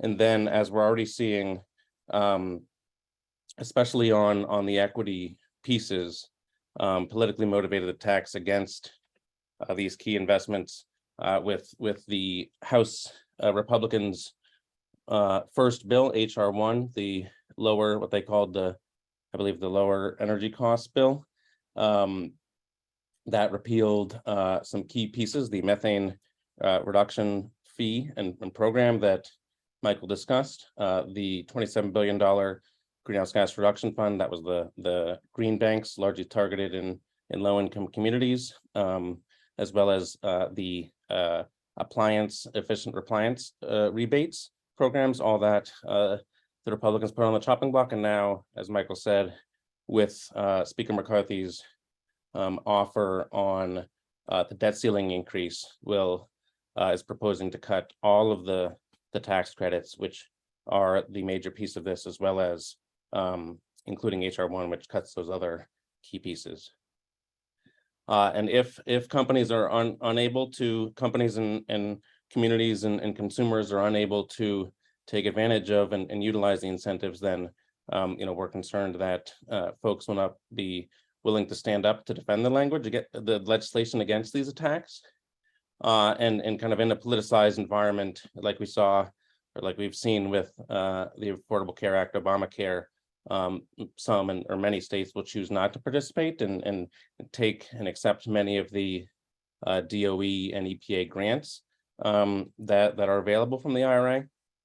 And then this can all lead to key elements, the administration getting scared, or Congress repealing this. So we really need to create and reinforce successful implementation and sustained support for both the IRA, and then we think that's very connected to support for the additional action, to get us to the additional 10% reductions we need to hit our 50% emissions reduction goals.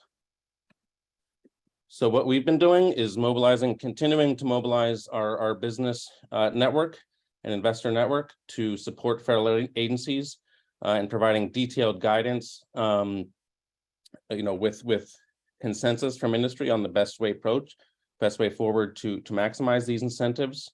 We want to not only maximize GHG reductions, but also maximize our equity and economic benefits as well. We want to, need to also have a public campaign featuring credible investor and company voices, highlighting the success story and tangible local economic benefits in communities and for consumers, creating jobs, reducing costs, et cetera.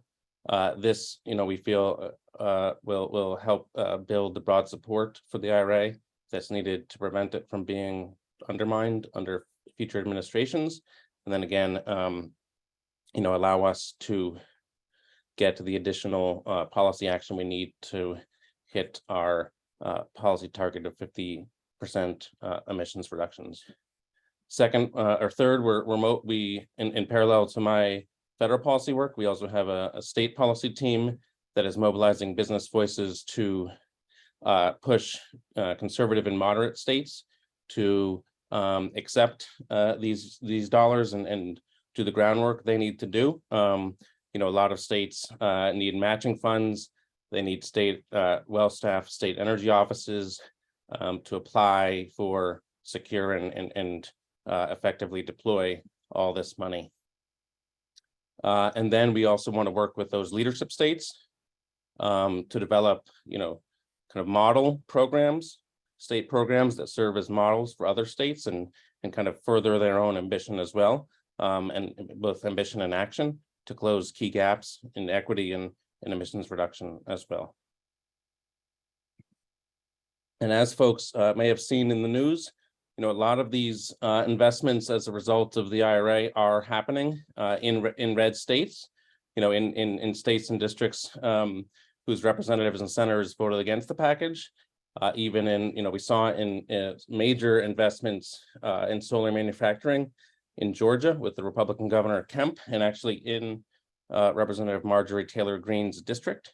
Not someone who usually is supportive of climate action, but is supportive of jobs in the district. So we really think that this is a smart strategy to ensure that the benefits are felt across the country, especially in communities that have been disinvested, deindustrialized, bear the brunt of pollution and economic inequity, and create opportunity there and in the clean energy economy.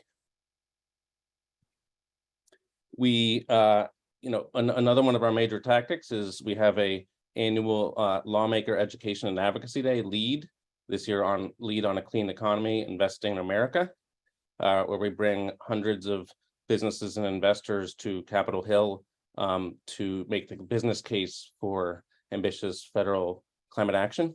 This year, going to be talking about all the benefits and support for the IRA from the business community and the benefits being brought to local communities. Also addressing the permitting issue, advocating from the business perspective the need to responsibly accelerate the deployment of clean energy infrastructure. Obviously, wanting to ensure communities have proper engagement and opportunities to be heard in this process and to benefit from the deployment of clean energy.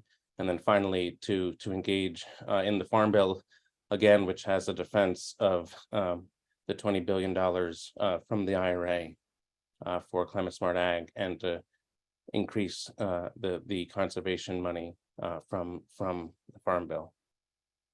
And with that, happy to pass it on and answer questions. Thank you, Zach. Excellent. Great information. Thank you for working with our corporate and other partners. We can't reach our goals without them. So unshare your screen and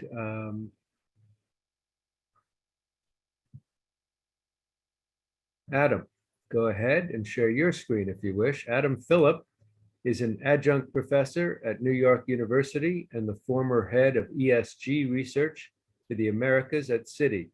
He will address critical mineral supply and related issues. Adam. Thank you, Carl, and thank you everybody for taking the time out of your day to discuss a very important issue, and that is the mineral supply. One often wonders why it's so important, and I'm looking forward to discussing it here today with you, as the ramifications are quite extensive, not only for New York State, but for the United States and the world at large, and the issues that will come out of it. I'm going to start off by framing the discussion in terms of why is the net zero happening. Obviously, You've heard a lot of different perspectives. And then I'm going to go into the driving force behind that, the financing, the capital side of that, particularly as it was discussed across the Inflation Reduction Act. But I'm going to give also a global perspective. I think it's really important to understand the enormity of the energy transition and its impact globally, not just within the context of the United States. Keep in mind, we're a global economic system where we're fully integrated, and the knock-on effects of certain policy or fiscal spending has ramifications globally on global markets, particularly as it relates to minerals and extractive industries. And then going to talk about the quantum of that, right? How much capital is really needed? How much supply is there?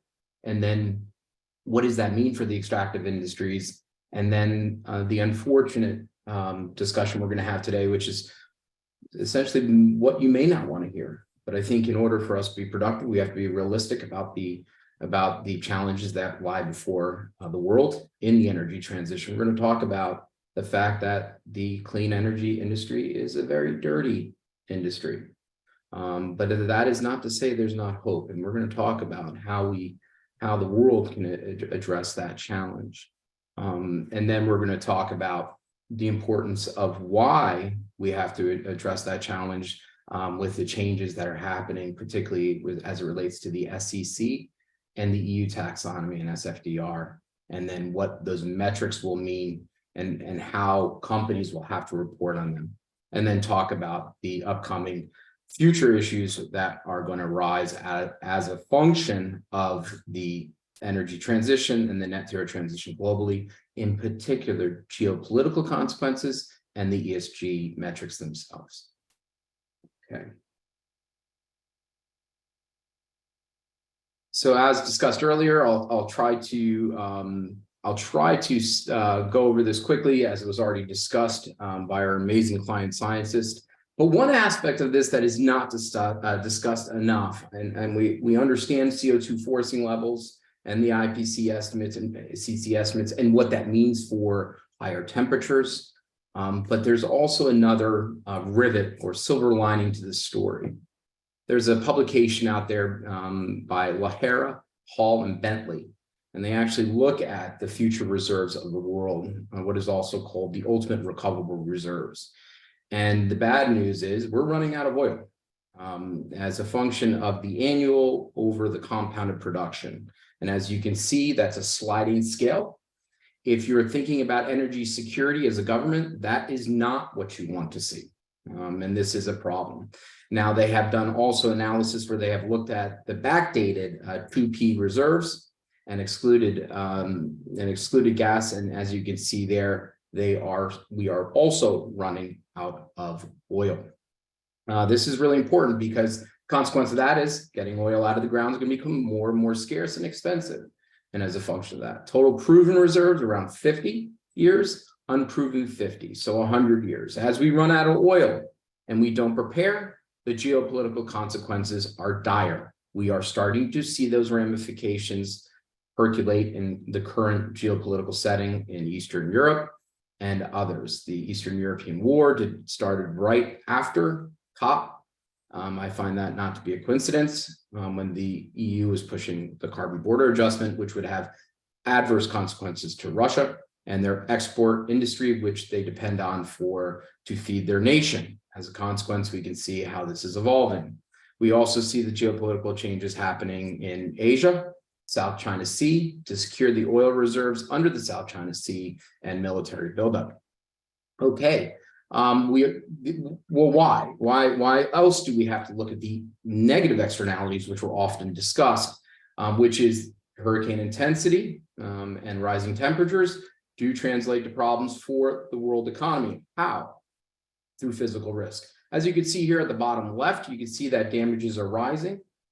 But in our city GPS report, in my previous role, we actually normalize that and look at, say, how much of that damage as a function of GDP. And what you can see to the bottom right is it's rising slowly. So as we continue to see more tropical cyclones and hurricanes and the intensity rise as a function of higher temperatures and changes to our ocean currents, specifically the Atlantic Meridian Current. I hope I'm right about that to the climate scientist, as I'm an economist, not a climate scientist. So this is important to understand that and frame it.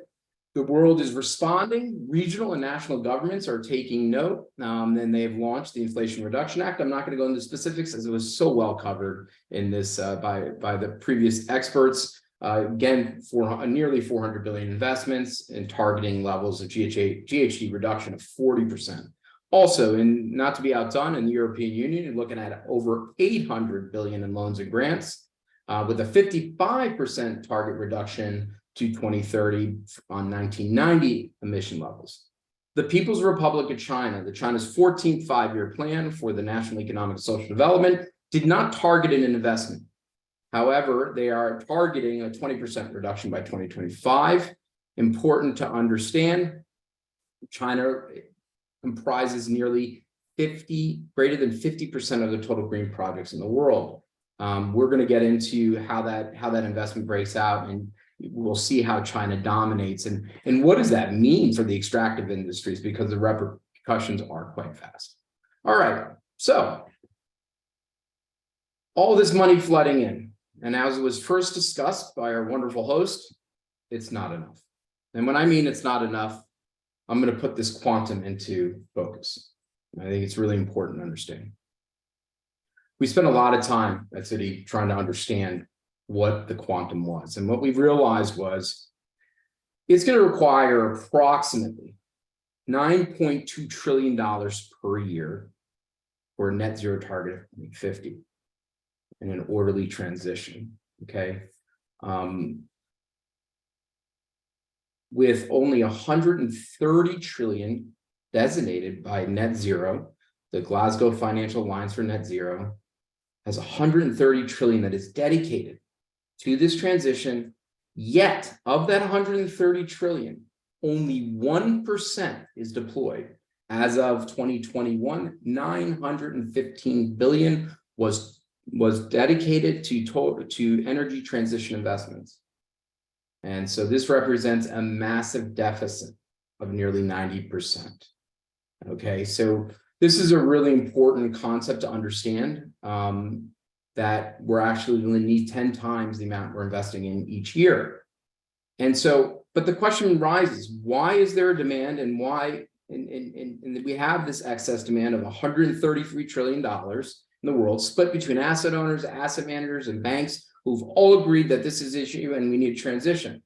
Yet we're only spending a 915 billion per year. Why? And this is across renewable energies, nuclear, CCS, all the different areas. It's because there's not enough supply. In other words, what had happened was, since 2015, when the Paris Agreement was agreed upon, the majority of the investment was across solar and wind, nothing across all other areas of agriculture, transportation, climate technologies, and also the built environment as discussed. And so this is starting to change. As you can see, as of 2014, you're starting to see a diversification of the investments that are going into the transition. This is critical because the challenges of actually sourcing the alternative energy is not the problem. The challenge is storing it is the issue. And so we have to build storage, we have to build more electrical lines. There is a compendium of challenges that exist as a function of this build out, and we're starting to see that take hold, but it's not enough. So what does this have to do with extractive and mining? It is reported by the World Bank that the estimated production of minerals and graphite, lithium, and cobalt will nearly 5x by 2050. And then copper and aluminum will increase around 50 to 100% by 2050. Why is that the case? The majority of solutions, climate solutions, require rare earth elements and also other basic elements or minerals that we use in our everyday economic production. The most specific ones that will be critical are copper, nickel, cobalt, rare earth elements, and lithium. Of this, I highlight the need for rare earth elements, which include both light and heavy, A common rare earth element that you may not have known is palladium and platinum, and also yttrium, and all these different types of catalyzers. They're absolutely critical for this transition. And furthermore, not only are they critical, they're very difficult to substitute out because they're radioactive and they have a half-life, and they can handle very intensive heat industries and applications, i.e. in space, under high pressure in water, and also under extraneous heat within combustion engines, and also alternative EVs. So these elements are absolutely critical to achieving that. And you can see to the right here, I've done a solution decomposition for solar, wind, hydrogen, energy storage, and geothermal. I'd like to highlight energy storage. Energy storage, and it was discussed earlier, is one of the most critical areas where we have had a lack of investment over the better part of 20 years, and it's catching up to us, and is what is causing the disequilibrium in demand and supply in terms of capital, which is driving up prices. Graphite and graphene, obviously, in supercapacitors will be of major interest for energy storage and is being deployed currently throughout Europe in some test cases. So we have the solution, we have the solutions, but we have to actually invest in those solutions and scale them up.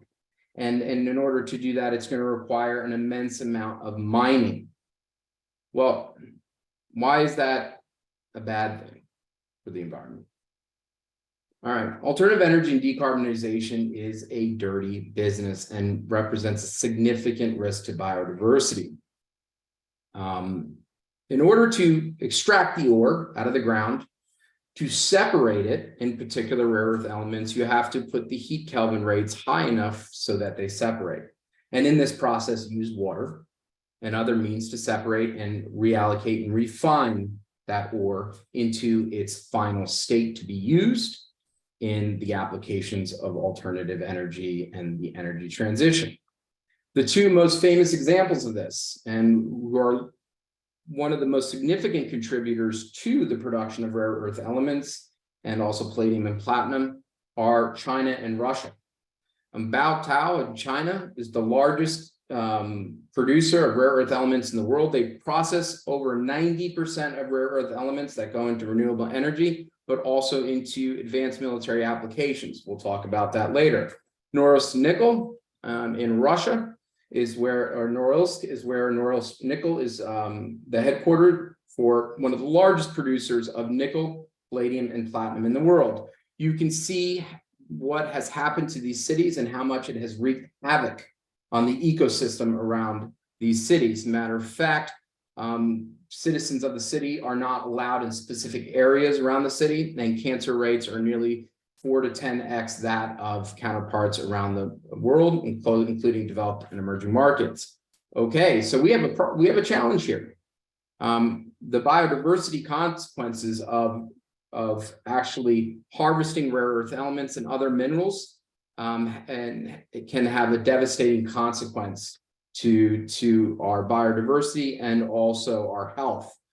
Okay, what else is the challenge? All right, fossil fuels around in the extraction and the use case and its production is finally, it gets to that barrel, about 430 kilograms of CO2 per barrel. And so what I did for the purposes of this presentation, I want to normalize and show you how much CO2 is in each production of all the elements relative to oil. So you had a good sense of what that means. And copper is about 1,814 kilograms of CO2, or 9x that of oil. Lithium actually comes under oil at about 560 kilograms of CO2 per barrel, or 8.83 times. Nickel, 9,520 kilograms of CO2 per barrel, or 22 times that of oil. And cobalt, 5,400 kilograms of CO2 per barrel, or 12x. And then rare earth elements, 3,400 kilograms of CO2 per barrel, or 8x. Okay, you've heard this a lot. The EV actually has a higher carbon footprint than a combustion engine. Sure, you can tell your friends to run with that argument. But where the argument breaks apart is simply this.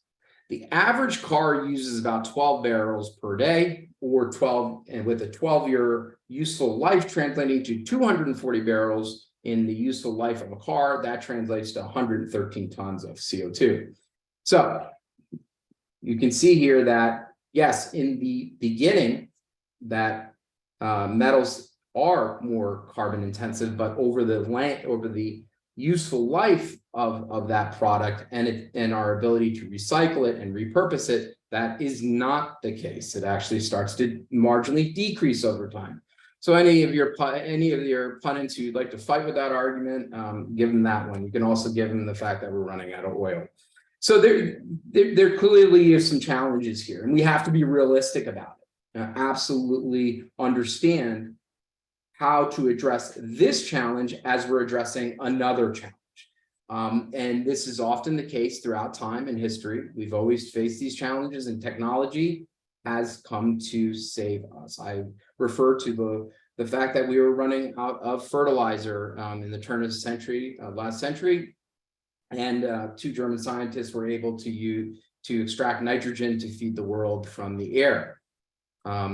Technology has always helped us to do that. And so it's going to be incumbent upon technology and the climate solutions to help us not only utilize these metals, but also do that in a responsible way so we don't counteract the purpose of why we're shifting to alternative energies, so we don't affect the environment. The solution simply is this: decarbonization and recycling of extractive industries will be necessary if the net zero transition is to be successful. We have to transition, and if we do, decarbonization, recycling has to be a part of it, because the footprint of extraction, at least in the beginning of its production process, is more carbon intensive than oil. So what does that mean, the carbon footprint? The carbon footprint is broken into 3 different areas: scope 1, scope 2, scope 3. So when the product is pulled from, in this case, when the ore is pulled from the mine, it's then transported to actually be refined and then utilized and used in the final end market and the downstream applications such as electric vehicles and et cetera, et cetera. So this means that the product has a footprint, a carbon intensive footprint over its use, over its whole production cycle. We can't just say, well, I drove X amount of miles today and that's how much my carbon footprint. No, the carbon footprint is far more advanced than we can imagine. It actually goes all the way back to the beginning of its creation. Well, okay, why is scope 1, scope 2, and scope 3 important in so much as it has to do with the carbon intensity of the mining industry? It was discussed. There was a lot of discussion about the legal passing of the Inflation Reduction Act, but not to be outdone is the proposal by the SEC, proposal 1 and 2. Many of you know this, as this is a legal group. The SEC has proposed to enhance the standardized climate-related disclosure for investors in your 10K. What does this mean? Large companies will have to accelerate their filing across climate-related financial statement metrics and related disclosures, i.e. all companies will now have to be showing their carbon footprint for the production of their product. Scope 1 is on the docket. Scope 2 is on the docket, and scope 3 is on the docket. Scope 3 is actually quite controversial because it requires that whoever is supplying the good actually reports on the carbon footprint of their suppliers. This has become very controversial as countries that are outside the US or SEC purview do not want their carbon footprint disclosed. And what does that mean for the supply chain? And this could cause disruption in terms of the pricing dynamics of metals and mine and extraction industry as it relates to the SEC proposals. Also is SEC proposal 2, which will allow the SEC to enhance disclosures for certain investments, particularly ones with ESG or impact. The funds will actually have to report on their carbon footprints. They'll actually have to report on what their product says it achieves and its objectives, both returns and impact, and report on that on a annual, if not quarterly basis. And so here you can see two parts of the actual investment industry. The companies who will report on their 10K, and then the SEC Proposal 2, which require funds to actually report as well. And not to be outdone, the EU taxonomy and SFDR is essentially what the SEC Proposal 1 and 2 is, but it is more stringent. It sets targets, it sets points of achievement, whereas the SEC Proposal 1 and 2 are guidelines. One would assume over time those guidelines will become targets. In the EU, it's a target now, and do no significant harm metrics are a part of that composition of the SFDR. The EU taxonomy is the actual SEC Proposal 2 version of that, where it monitors those investments and categorizes those investments based upon what those objectives are being achieved for the companies within the context of climate. Keep in mind, why did I put the EU taxonomy and SFDR, or specifically SFDR, on this page when we're talking about the context of the United States? That is because US companies are globalized, and it probably has more globalized companies in the United States than anywhere region in the world. And as a function of that, nearly 3 trillion of companies outside the EU will be on the hook for SFDR. So if I'm a company in the United States with a large exposure to Europe, I'm still going to have to report the carbon footprint and the DNSH metrics across ES and G to the EU government. That's why you see a massive move by all of the consulting and accounting firms, including Deloitte, Pricewaterhouse, KPMG, and Ernst & Young. And they're hiring armies of sustainable experts. This is because they're either which way they'll have to address the EU taxonomy and SFDR requirements, which will also coincide with SEC Proposal 1 and 2 if it is passed. Okay, well, what does that mean? What does that mean for the extractive industries in terms of what is going to be the focus?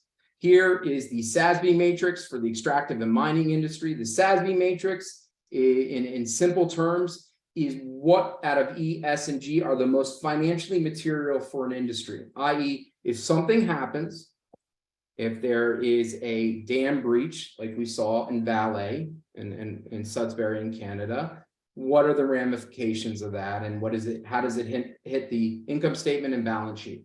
In this case, in the extractive mineral industry, the environment plays a major role, and we've seen that consistently with mining. And also in transportation, most recently with the rail incidences. These incidences cost money. They also cost money in terms of operational cash flow. When the operations are down, that is a net implicit loss to the company. And so how do we actually re-engineer this industry so that we can avoid those risks and then also help to control the carbon footprint? And so the government, or the SEC in this case, the regulators, do, because the investors are requiring it, specifically asset owners who comprise majority of the investments in our country, are wanting metrics on this because they want to control the long-term risk or the sustainability of the company over the long run, or the investment over the long run. Asset owners are focused on long-term financing. They're not focused on short-term financing. And that's why you see this constant tussle between a pursuit for return versus a pursuit for impact or marginal improvement in ESG. What we do know is marginal improvement in ESG over a long term translates to higher returns through minimum volatility. If you lower that volatility, or by addressing these areas, the risk, and then therefore the outperformance over the long run. It's a great paper by Seraphim, if you have a chance to read it, out of Harvard. Okay, jumping into the extractive minerals and processing industry, whether across coal, construction, iron and steel, metals and mining, oil and gas, both upstream, downstream, and midstream, you can see the environment is the most financially material and critical area of focus for ES&G.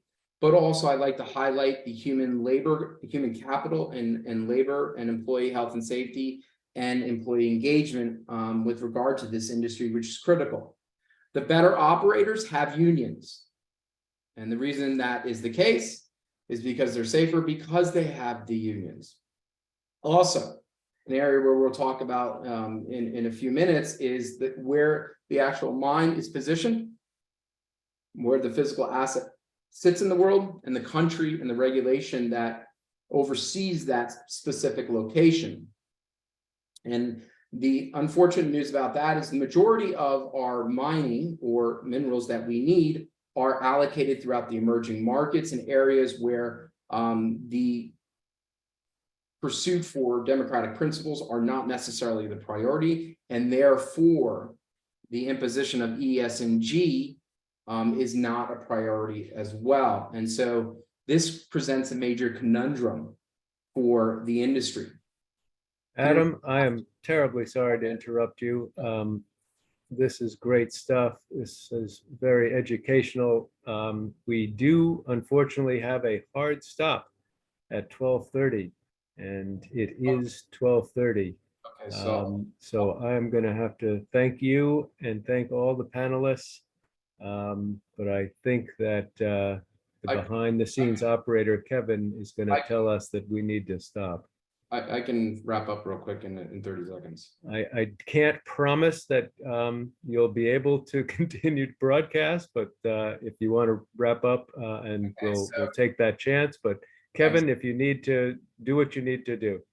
Okay, so we have the major geopolitical challenges arising from net zero is commodity independence from deglobalization. Also, the commodities being sourced from emerging markets present human, slave labor, and supply concerns. We talk about the ESG schism between federal and state mandates in the United States, and also the rise of trade wars. The majority of our minerals are actually refined in China. That presents a major issue for national security and also the energy transition and control. Again, the global slavery index across the world is concentrated in mineral-rich zones. And then obviously the schism, which has been debunked because the majority of IRA funding is going towards Republican countries. And then the competition that is coming. We saw the France moving closer to China. This was because of not only the American Green Industry Plan, which is causing issues around anti-dumping. So thank you very much. And please feel free to reach out to me for any questions.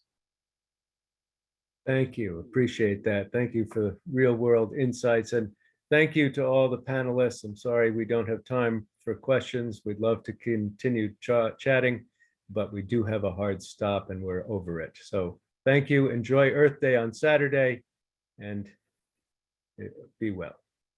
Bye-bye.